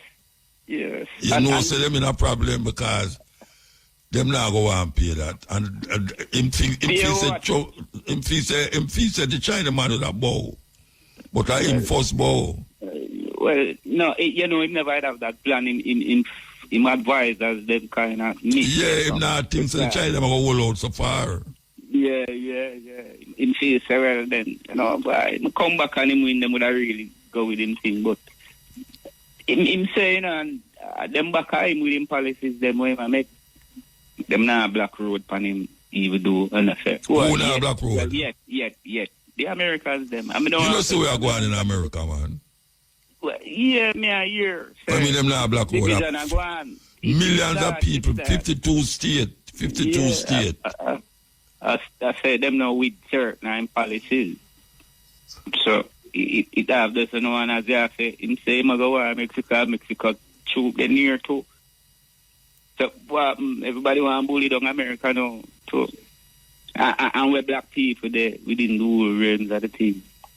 Burkina Faso, me I hear about the kingdom. Yeah, the way you say everybody want bully down America. Well, you mean say then that's how it go. Then America bully down the people. What you talk about, man? The most I just said it, if the cycle turn, yeah, bully people and then... No, man, nobody now bully America. No, nobody now bully America, man. All right, then all I know, if China have the superpower, no, one of the China, them a react to Trump. Them a react to it. Them not bully him. Them a react to something. But that no name make love say, well, yeah, all right, now come in your bed with your chums and we'll see if we can make some love. What must say about China going to which bed? The man them say them not pay your tariff. So that means say them tell us say them not do that to certain places and anybody in the world. So we not gonna pay that to you now. So why you say them a bully him? Why them say I bully him? Yeah, because them could have go easy, you know. Who could have go easy? Bridget, you have the thing upside down, man. Look how them look nice and decent thing. We are expected some Bridget, you have something upside down, man. I know upside down, but the American, wait there. Trump say him a lay a tariff on the Chinese them. Right. And the Chinese them say them go react. So them put a tariff on feed them something. Trump say, look here, him go put a bigger tariff on them. And them say, all right, if you put a bigger tariff on we go put a bigger tariff on you. Now when Trump put the 140% tariff on them say, all right, them go on next way now. Them go stop certain things from going to America. With them one, and they will stop taking things from America. We're bullying at that. The bullying and the bullying at that.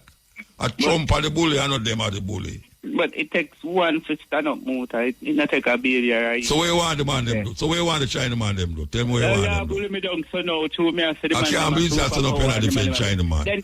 Then what I know. So when them take, when them, as all right, a brother come here already and say, when him give you over 10% and say, all right, the Chinese, them, I go Sabuma, everybody I look deal, so them come with deals, say, all right, we can give you a low deal, a cheap deal, and it look favorable. But at the end of the project, where you give them to do cost more than what them it come in to do. And at times they end up have to give them back assets. And nobody can. Virgin.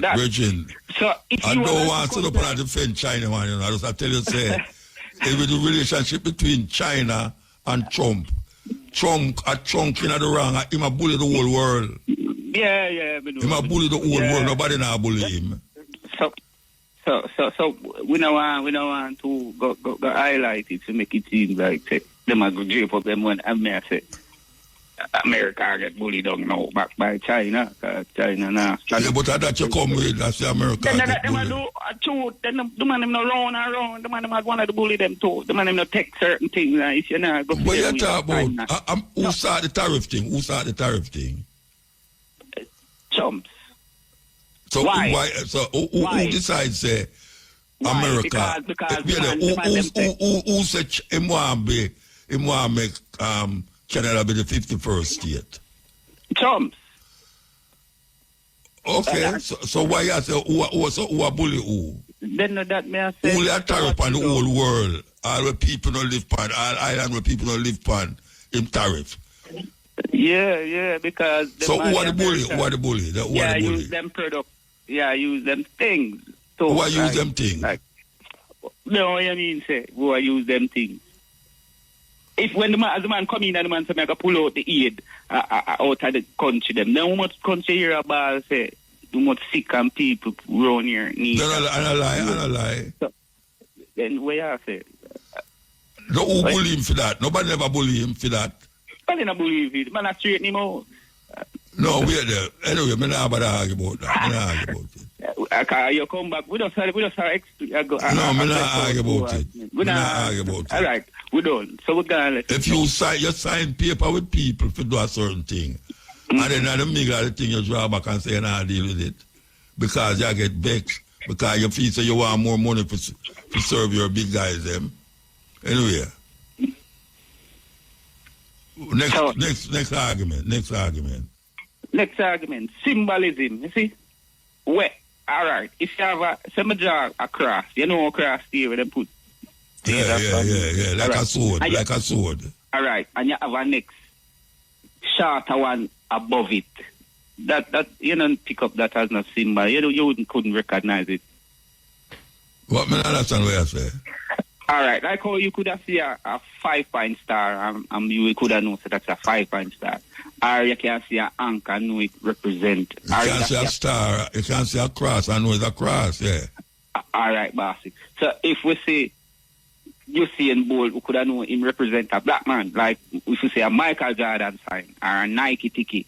So if all right, that means you would know then. So if we say, if a symbol look like a cross with a smaller one above the one we always there, for the T, one above the T, you know. Yeah, me understand what you say, yeah.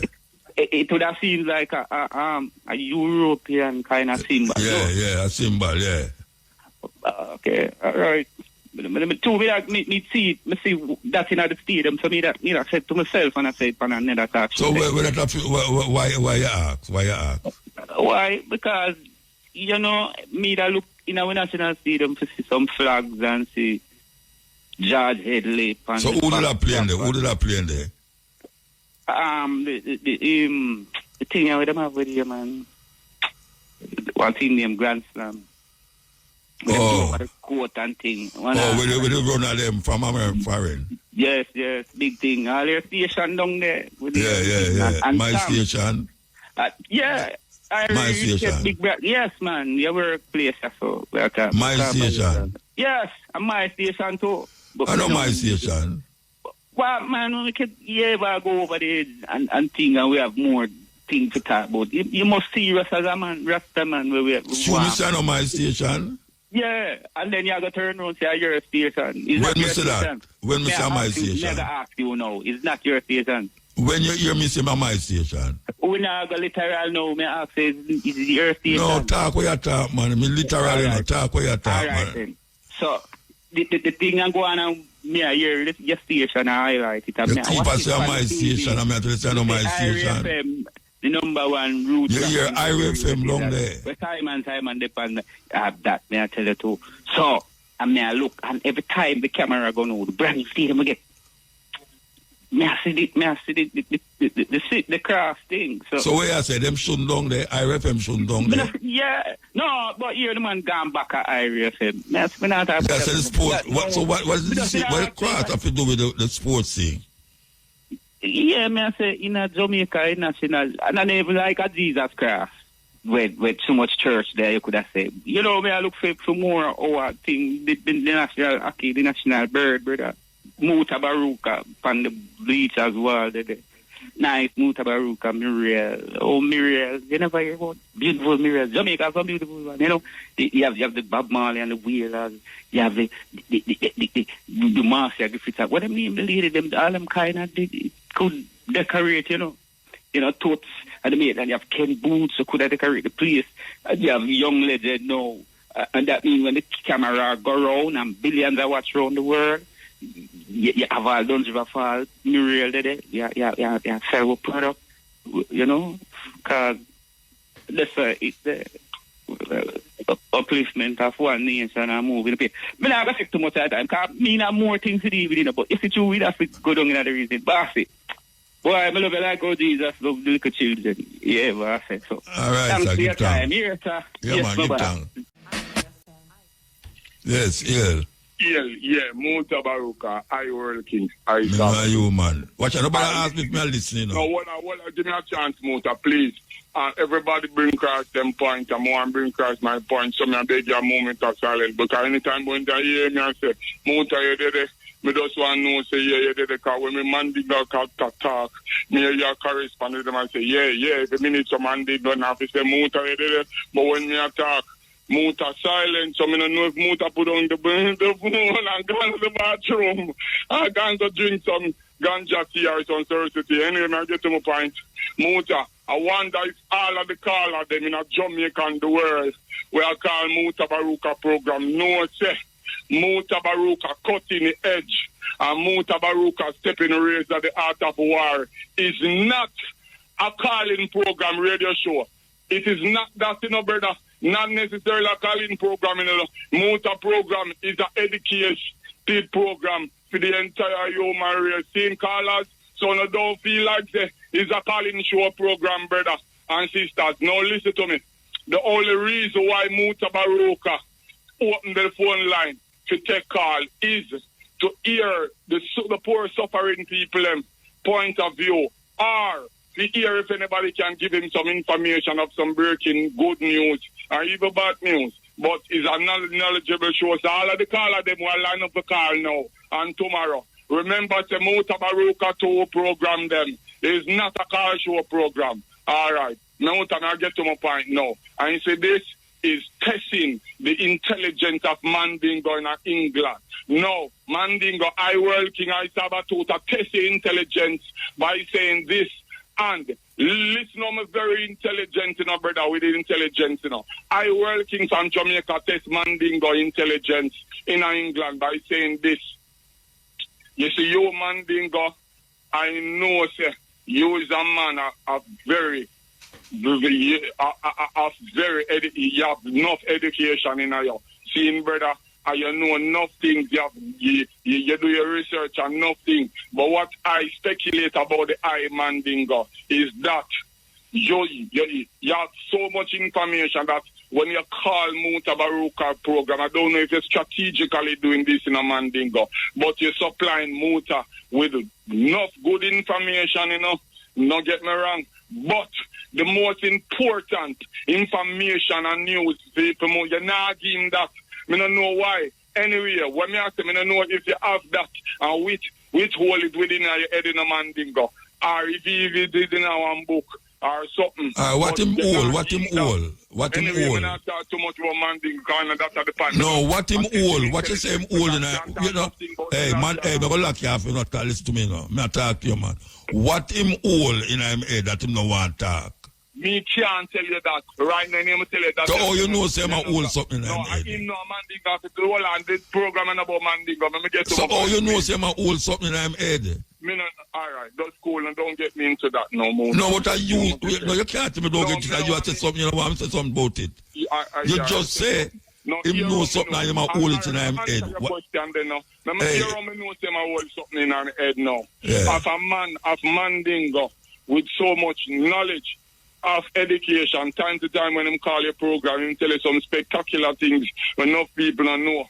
But now, I find out that most of the things where I talk now are some everyday normal little things still, you know, were very important, you know. But him can talk more important things like the homosexual thing them when him talk about and the politician thing them. Yes, everyday relevancy, but you have many more important things than homosexuals and politicians. Muta, you know me, you have two tongues, you know, brother. Don't make a stay upon that like we have two tongues, brother. Anyway, and that me depend. They said the call a while ago, Muta, answer me, so me not have to say yeah no more. When you correspond with me like how you correspond with Mandingo, yeah, Mutabaruka, and say yeah, so me know say they so me not have to say Muta, if you think you're gone at the bathroom, go and drink some Cersei or something. Muta, you there? Hey, watch out, don't ask me again, you know. Don't cut me off like the last time. But when me cut you off, no, me never cut you off, Bridget. Alright, listen, me I say to you. You see the call a while ago, and I talk about China and superpower. Listen to me now. If China is a superpower, then it's not the number one superpower in the world. And I'm not elaborate too much on that. It is so simple and easy to conquer a dragon. Now listen to me. What China use against the world to make themselves to be the number one in our economy is having an industrious economy within them country. To them know say them pop nation too much and nobody out of China can feed them nation. Them study and think and know say one thing we can use to conquer this world is food. Because food is what Mutabaruka say after me, because you know the quotation. Food is, our food are what? Tana Muta, you listen to me, I put on the phone and gone to the bathroom. Muta, food are what? The staff of life, though, brother. Meaning that Muta corresponded with me now, or you cut me off. Me there with your Bridget. You don't know if you're silent like a lamb, brother. But you start talking, but watch out now. Me start to talk and know you attack over me. So what you want me to say? Silence. Anyway, brother, I'm going to take my point, you know. See, China use industrious to make them country be an industrious country to conquer the world with the inner economy. Now me give America the knowledge. All America if you don't know is just that all the things them that they import from China. America is a continent, brother. Them start farm that, brother. I make that, brother. Yeah, but China have more people than America in there, you know. No, if you do America is a continent. But that comes with the intelligence, brother. Yeah, I know. And the intelligence is this. You know why I'm talk? And when me not talk, you say me not talk.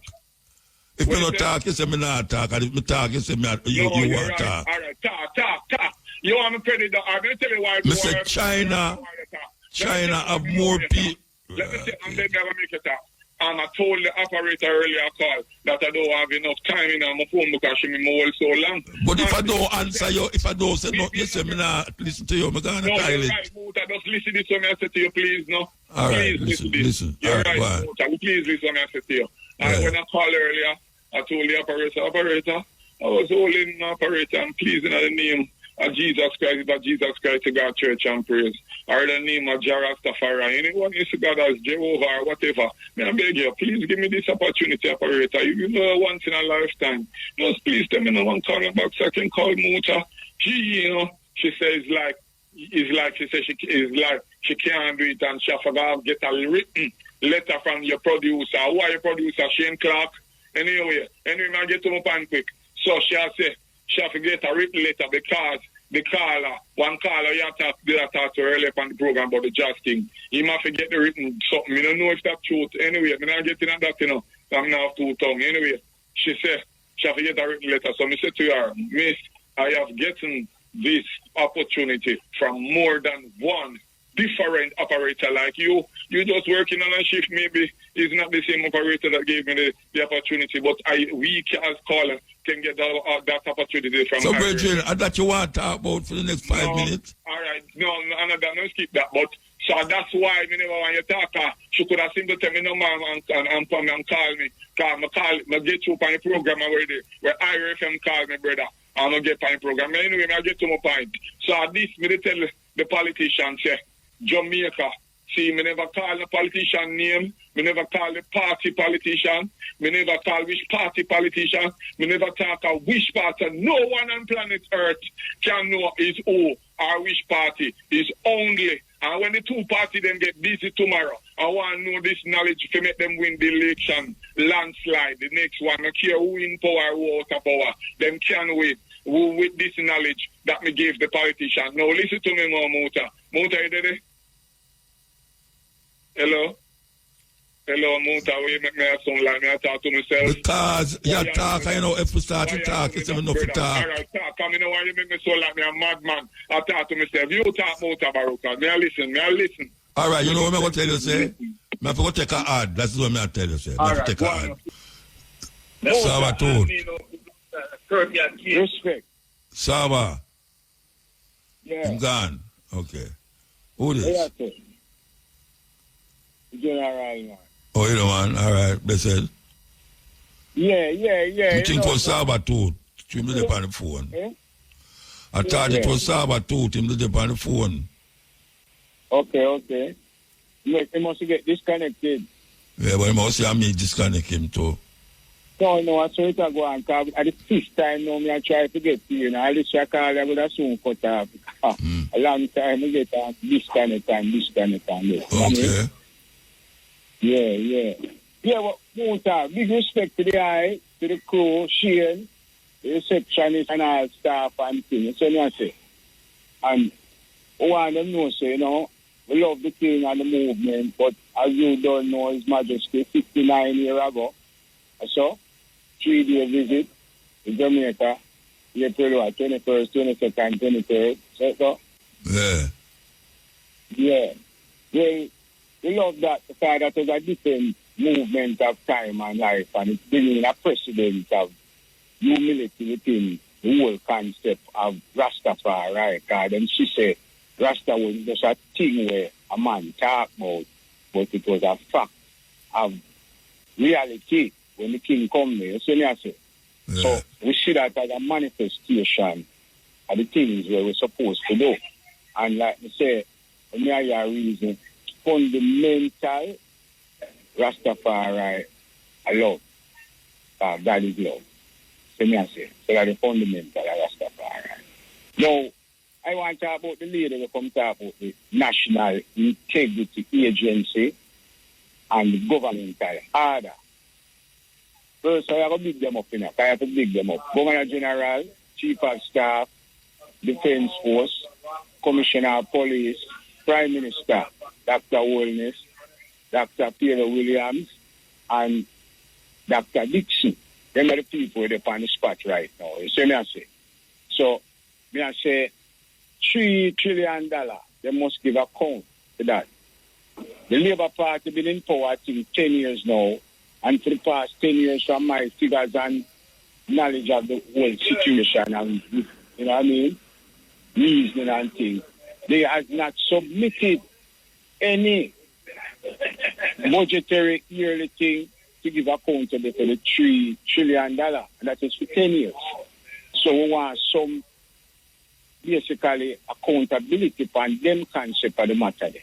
You see me, I believe it. And we not stop say so until them give up some reasoning as to how come them take so long to submit them yearly budget and expenditure details as to where the money go. Better health care, number one priority in Jamaica, right? See me, I say.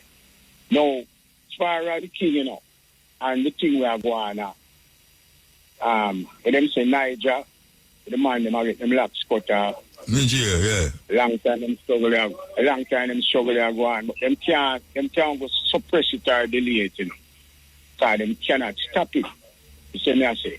Because I can remember as a youth, after His Majesty coming in 1966, the Jamaica Labour Party again form an offensive against Rastafari in the ears of Warwicker in a 67, 68 there. But them chain, you know, if you see the movie Roots, you know, because me can tell the eyewitness. I saw them chain up the man them, like for them in a Roots, you know, they chain on them neck, you know, and chain for them put on them, and you know. See me, I say, one JDF soldier lead them from upper Warwicker Hill, they wish probably their own away. the man used to play ball on a back bush and then pumping station on a quarry directly on top. All them here and carry them go down a Mountain View and Carbon Lane and Sanders Lane bottom.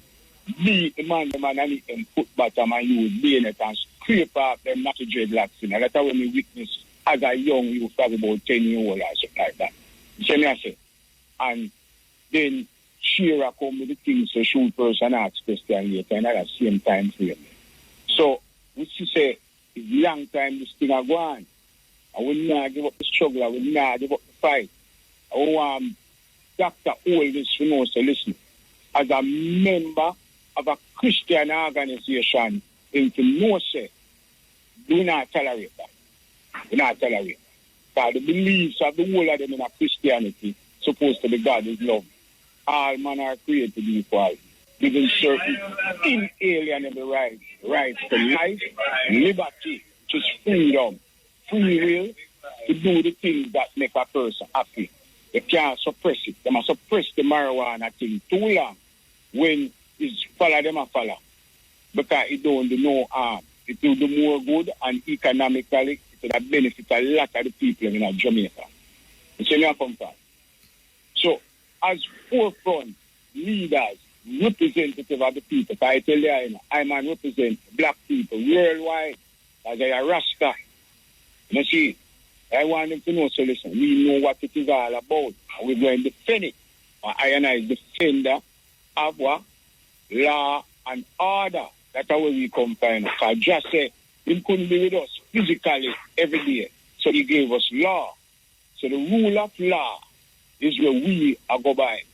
And we now go by the law of Babylonian kingdom, which is Hammurabi code. They say if a rich man look out a poor man eye, he can pay a fee. But if a poor man look out any man eye, he must get him eye look out now. We now work after the Lord.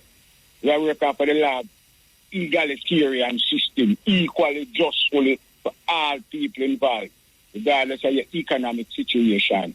I come to represent the underprivileged, underserved, underutilized. Brethren, you have 1 minute more. You have 1 minute more, brethren. Yeah.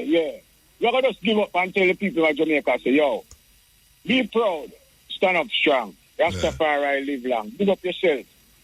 Don't fight, Larry. All right, blessed man. Blessed.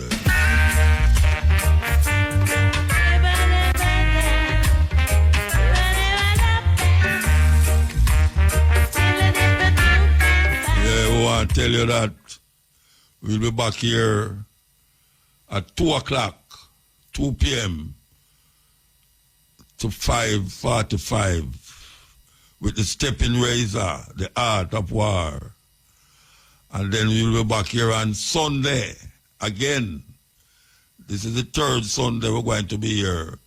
We're going to be here Sunday from 2 o'clock to 6 o'clock with memories sitting in for the man called Matrix. Give thanks. And now the details. The island's public school teachers are reportedly upset and disappointed that the promised payment of increments this month did not materialize. The Jamaica Teachers Association, JTA, said while the Finance Ministry had indicated a time frame of payment for the first quarter of this fiscal year, that is, April, May, or June, the ministry had reached an understanding with the association that the payment would be made in April. JTA President-elect Mark Malava said the ministry did not indicate a change in this promise, so many teachers who had made plans based on the expected payment this month have been left disappointed. He assured teachers that the association will continue to advocate for payment soon. We are understanding that the increment would have been paid this month, and we are getting widespread reports that the money is actually not being paid. We are very disappointed that the monies have not been paid. We have not yet had dialogue with the Ministry of Education on the matter, but we intend to have that dialogue in the shortest possible time so that this matter can be resolved as soon as is possible. It's unfortunate that the Ministry has chosen not to pay it, and they're looking to do all sorts of gymnastics in terms of the interpretation of the letter that came out of the Ministry of Finance. We had an understanding And from our standpoint, the Ministry of Education has not honored that understanding. But we are going to have dialogue and see where it goes from there. JTA President-elect Mark Malava. The Education Ministry has begun the testing of artificial intelligence AI tools in schools. Education Minister Dr. Dana Morris-Dixon says this is to support teachers with marking test papers and administrative tasks. According to the Education Minister, this will give teachers more time to interact with students. She states that another tool is the Jamaica Learning Assistant. We're also preparing to launch the Jamaica Learning Assistant, an AI-powered tool that tailors learning to students' individual styles. So whether they prefer stories, humor, quizzes, or dialogue, AI will help us meet learners where they are. But this is just a support to the teacher. So after you've imparted the lesson, they can go and they can practice and they can find out things they never maybe understood in the class. They can explore it some more. They want to do more. Think of a classroom where each child, whether struggling or advanced, gets support tailored to their needs in real time with a teacher right by their side, serving as their needed facilitator. That is the future of education we're working towards, one where AI helps to personalize and enrich learning for every child. The Education Minister says Jamaica is building its national AI readiness in other areas. This includes a prompt engineering course. And through Heart and STA Trust, we'll be rolling out a prompt engineering course. That's one of the key things for AI. We need prompt engineers. And so we're rolling out that program throughout this year to equip students and public servants with the skills to use AI effectively, because AI is not going anywhere. So we have to prepare Jamaicans to leverage it. And later this year, we will open Jamaica's first state-of-the-art AI lab. And this is going to be really important, and I think the JTA should partner with us in relation to how our teachers can use that lab and be even more integrated into our AI thrust in this country. This lab will be a space where Jamaican youth and others can create their own technology solutions. Education Minister Dr. Dana Morris-Dixon. She states that AI is not a future possibility, but a present reality, noting that Jamaica is responding boldly. The National Artificial Intelligence Task Force has been established, and Jamaica is among the first countries to develop a policy for AI in education. Dr. Morris-Dixon says this signals to the world that Jamaica is not afraid of new technology. She was speaking at the opening session of the Jamaica Teachers Association Education Conference under the theme Innovations in Education Technology, the Imperative of Change. The conference ends tomorrow. Meantime, artificial intelligence AI should be a tool used to transform how students are assessed. That's the suggestion from head of the School of Humanities and Education at the University of the West Indies, Five Islands campus in Antigua and Barbuda, Dr. Andrew Hunt. Speaking at the Jamaica Teachers Association Education Conference yesterday, Dr. Hunt urged educators to rethink traditional methods of student assessment and better integrate AI into teaching and learning processes. He proposed a three-pronged approach to AI integration: student-facing, teacher-facing, and system-facing AI tools. Dr. Hunt explained that student-facing AI encourages independent thinking and personalized learning experiences. At the same time, teacher-facing AI can help create a more dynamic and engaging classroom atmosphere, ultimately making teaching more effective.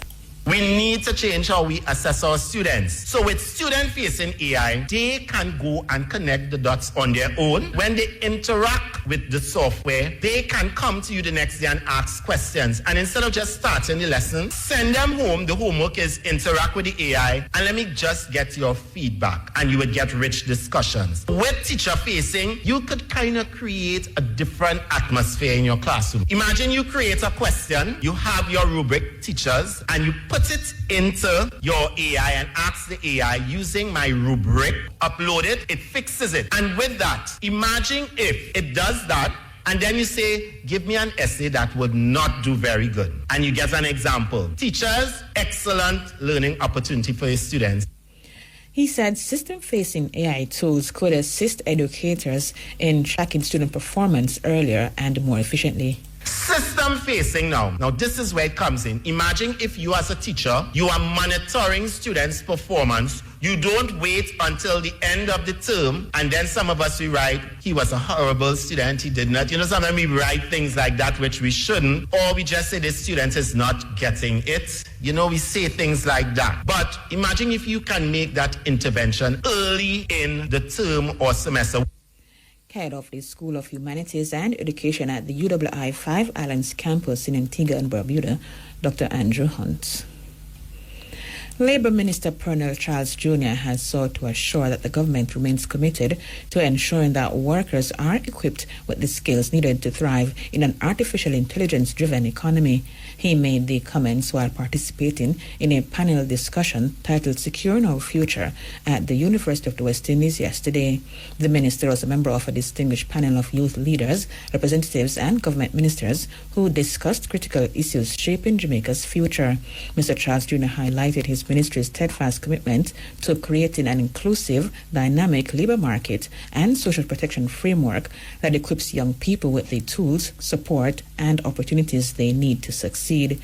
He pointed to digital economy opportunities, which boast the potential for young Jamaicans to leverage content creation and digital platforms for employment and value creation. The future of work is exciting. It's moving at a pace that is almost unreasonable. If you think about it, many of you now have ChatGPT or Copilot on your phone, am I correct? Yes. ChatGPT came in just a year or two. Artificial intelligence is changing the entire landscape of what will be the new era of jobs in Jamaica. So we are doing the assessments at the Ministry of Labour to make sure that we are preparing not just the curriculum, but preparing our country for this new era of work. I was speaking recently at the Organization Development Conference on the need for artificial intelligence fluency and how we're going to connect artificial intelligence with emotional intelligence to make sure that we create that stronger labor force. And it must start here. It must start in the schools from early childhood, coming up into the tertiary institutions. He also discussed artificial intelligence and the future of work to include the impact of AI on jobs in Jamaica, as well as strategies for upskilling and reskilling workers. We want to make sure that at the ministry that we're providing the information and the guidance. And so again, I reach out to the Guild of Students in terms of the partnership that will be required for us to prepare you for the new era of work. Many students right now are coming to classes in the day. When they leave UWI, they're either going to your door or to your house if you're off campus, and you are starting your work online.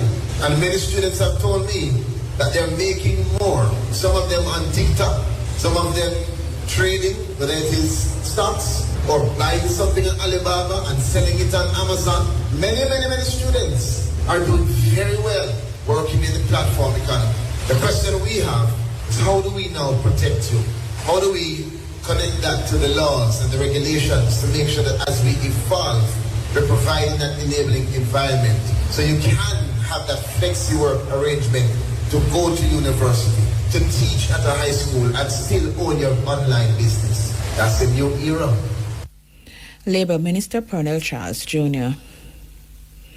Prime Minister Dr. Andrew Holness has pledged that his administration will take steps to rid the government of unnecessary public bureaucracy, as this creates inefficiency, which leads to corruption. He made the comments while delivering the keynote address at the official opening of the Parnassus Agro Park and commissioning of the Parnassus irrigation system in Clarendon today.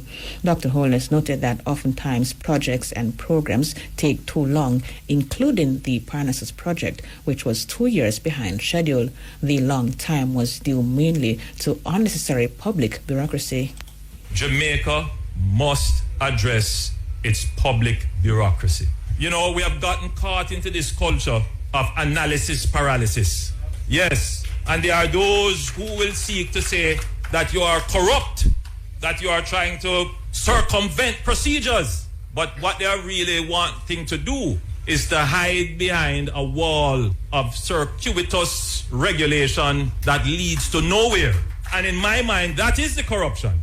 It has no bearing on whether or not things are delivered quickly, whether or not the farmers benefit, whether or not the customer is served, no benefit to them. And we are going to destroy that. We're going to break down that wall of unnecessary bureaucracy. He stressed the importance of government systems and processes being more agile. Things that don't make sense. Entities that have been formed and are on the public's budget year after year and can't show what they give to the public, those allocations must be questioned.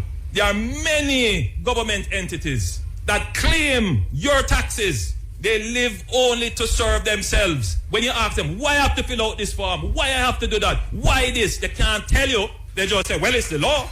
And for those who are quick to be critical, just sit down and listen. Because Jamaica is not the only country going through this. We have to rethink the dense layer of bureaucracy that we have placed on our public servants. They don't want to innovate or take any risk, lest their names be dragged mercilessly in the public domain. That is not going to help us grow. The Prime Minister pointed out that efficiency is the best way to deal with corruption.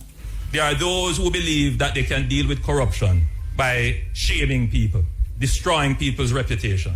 But they will never speak about inefficiency. They will never examine a system for its inefficiency. And what costs us as Jamaican taxpayers is inefficiency. Oftentimes, the flip side of corruption is inefficiency. And if you want to deal with corruption, deal with inefficiency.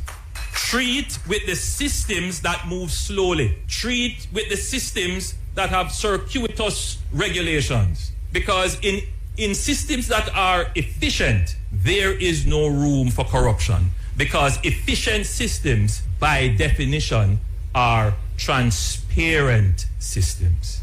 So when we talk about addressing the bureaucracy of Jamaica, we want to make our bureaucracy transparent. We want performance to be evaluated so that you can see and match effort to outcome, so that there is no secret veil that separates someone's effort versus outcome.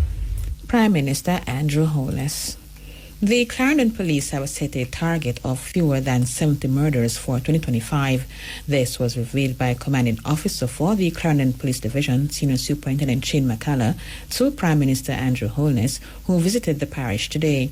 He explained that for the first time in 15 years, the parish recorded fewer than 70 murders last year. So far this year, the number of murders is down compared to the same period last year. I can say we are on track. For the first time in over 15 years, the division recorded a sub-70 in terms of murders, yes. I thought you were aware. No, that's fantastic. That's been a remarkable achievement for the Clarendon division. So the first time in over 15 years, sub-70. So officially for this year, we have launched what we call Mission Sub-70. Mm-hmm. So that is our tagline, and it's what the tag that we put to it is not a number. It's about saving lives. So right now we are, since start of January, we have a 49% reduction in murders. SSP McCullough said the objectives include gang reduction and addressing domestic disputes. Our strategies that we have employed, they are continuous, so there's a follow-through from last year into this year. Our focus is on gang reduction, yes, of that, and we're also pushing strongly our proactive component of policing, which is intelligence-driven. Excellent. And coupled with proximity policing. We have the Domestic Violence Intervention Center that is in place. Yes. We work closely with our partner agencies, so for example, the Ministry of Justice in terms of the restorative justice. Yes. Because that's a very significant component. So talk it out, don't fight it out. And what we have done to our CSS, which is our Community Safety and Security component, or we call community policing, yes, they're integral in terms of the community involvement and having that one-on-one. Also to all of our police, since recently they went through a workshop focused specifically on domestic violence and conflict resolution skills. So that's a part of building their soft skills to intervene and to deal more proactively with these kind of incidents. Head of the Clarendon Police, Senior Superintendent of Police Shane McCalla. Meantime, Dr. Holness commended the police for their efforts to reduce crime in Clarendon. I'm so pleased with the work that you have done. Thank you, sir. Clarendon was always a parish that contributed significantly to the murder rate. We're happy to see that that is being reversed. The objective now is to make these reductions permanent and sustained. And I want to commend you and your officers for the work that you have done. And please know that you have the full support of the government. Prime Minister Andrew Holness. An Inchtech submachine gun with its serial number erased was seized during a targeted police operation in Slipe, St. Elizabeth this morning. Commanding officer for the St. Elizabeth Police Division, Superintendent Coolidge Minto, said the seizure underscores growing concerns about the presence of illegal firearms in the rural district. Police also seized several canoes. Investigators believe the boats were used to move through the nearby morass. No one was arrested in connection with the seizure. At about 11 a.m. today, a team of officers conducted a targeted operation in the Slipe community in the vicinity of Timber Bridge. The general area was searched to include the morass. A number of canoes were seen. Those were also checked, and a search conducted in the bushy areas. At the end of the search, an Intratech submachine gun was seized. No round found. The serial number erased. The team is continuing the search in this area based on the intelligence that several other prohibited weapons are in this general area. We will continue our efforts across the division to ensure that prohibited weapons are removed from the streets and persons connected with committing criminal offences are brought to justice. Commanding officer for the St. Elizabeth Police, Superintendent Coolidge Minto. An 18-year-old male has been charged in connection with a robbery and the seizure of an illegal firearm along Michael Manor Boulevard in Kingston on Saturday, April 19. Damian Lawrence, otherwise called Doobie, of Wellington Street, Kingston, is charged with possession of a prohibited weapon, unauthorized possession of ammunition, and robbery with aggravation. Mikelia Rumble reports.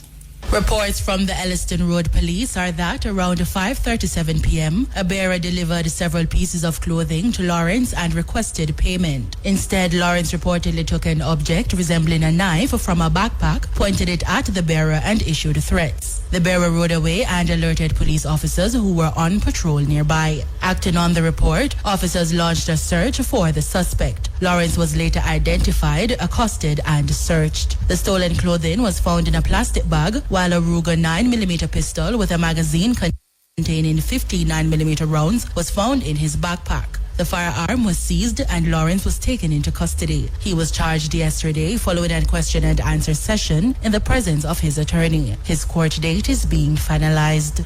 Reporting for IRFM News, I am Markelia Rumble. Local Government Minister Desmond McKenzie says his ministry has provided funds to repair the collapsed drain that is impacting residents of Texas Avenue in Portmore, St. Catherine. The collapsed drain has been causing flooding during heavy rainfall. This led to safety concerns for community members, with some fearing that the floors of their homes might cave in due to erosion by underground water. Speaking at a tour of the community yesterday, Mr. McKenzie said he has asked the National Works Agency to acquire the service of a structural engineer to do an assessment of the damage.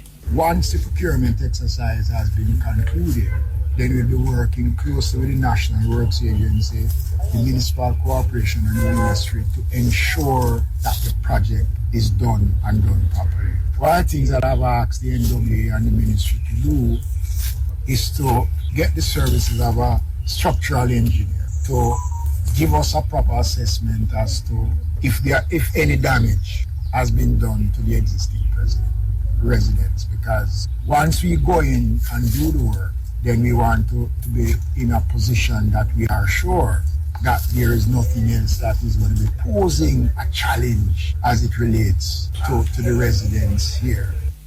He assured that the process will move speedily after procurement. So the procurement will take about 4 to 6 weeks. Once the procurement is done, I want to assure him that we will move hastily to ensure that the contract is signed and the work is executed and that the structural engineer will come in. Minister of Local Government Desmond McKenzie. People's National Party candidate for Southwest St. Anne, Danishka Williams, has joined the call for the reinstatement of the office of the political ombudsman. This following what she says is the repeated removal and destruction of her campaign material, including poster boards throughout the constituency. Ms. Williams describes the act as one which undermines democratic principles and fair campaigning. She claims that the most recent incident happened on Easter Monday. Ms. Williams says these alleged incidents have again brought the issue regarding political ombudsman to the fore. This is why I'm publicly calling for the reinstatement of the Office of the Political Ombudsman. It is an institution that once provided much-needed oversight and accountability in our political process. Its absence has created a dangerous space where political mischief can thrive without consequence. I remain committed to a clean, principled campaign, and I'm calling on every political actor, regardless of their party, to do the same. Our people deserve better. They deserve to hear from all voices without intimidation, interference, or destruction. PNP candidate for Southwest St. Anne, Danishka Williams. A bill was passed last year to subsume the office of the political ombudsman into the Electoral Commission of Jamaica, ECJ. It, however, was not passed without objection from the opposition People's National Party. Since then, there have been calls, including from former political ombudsman Donna Parchment Brown, for the office to be reinstated.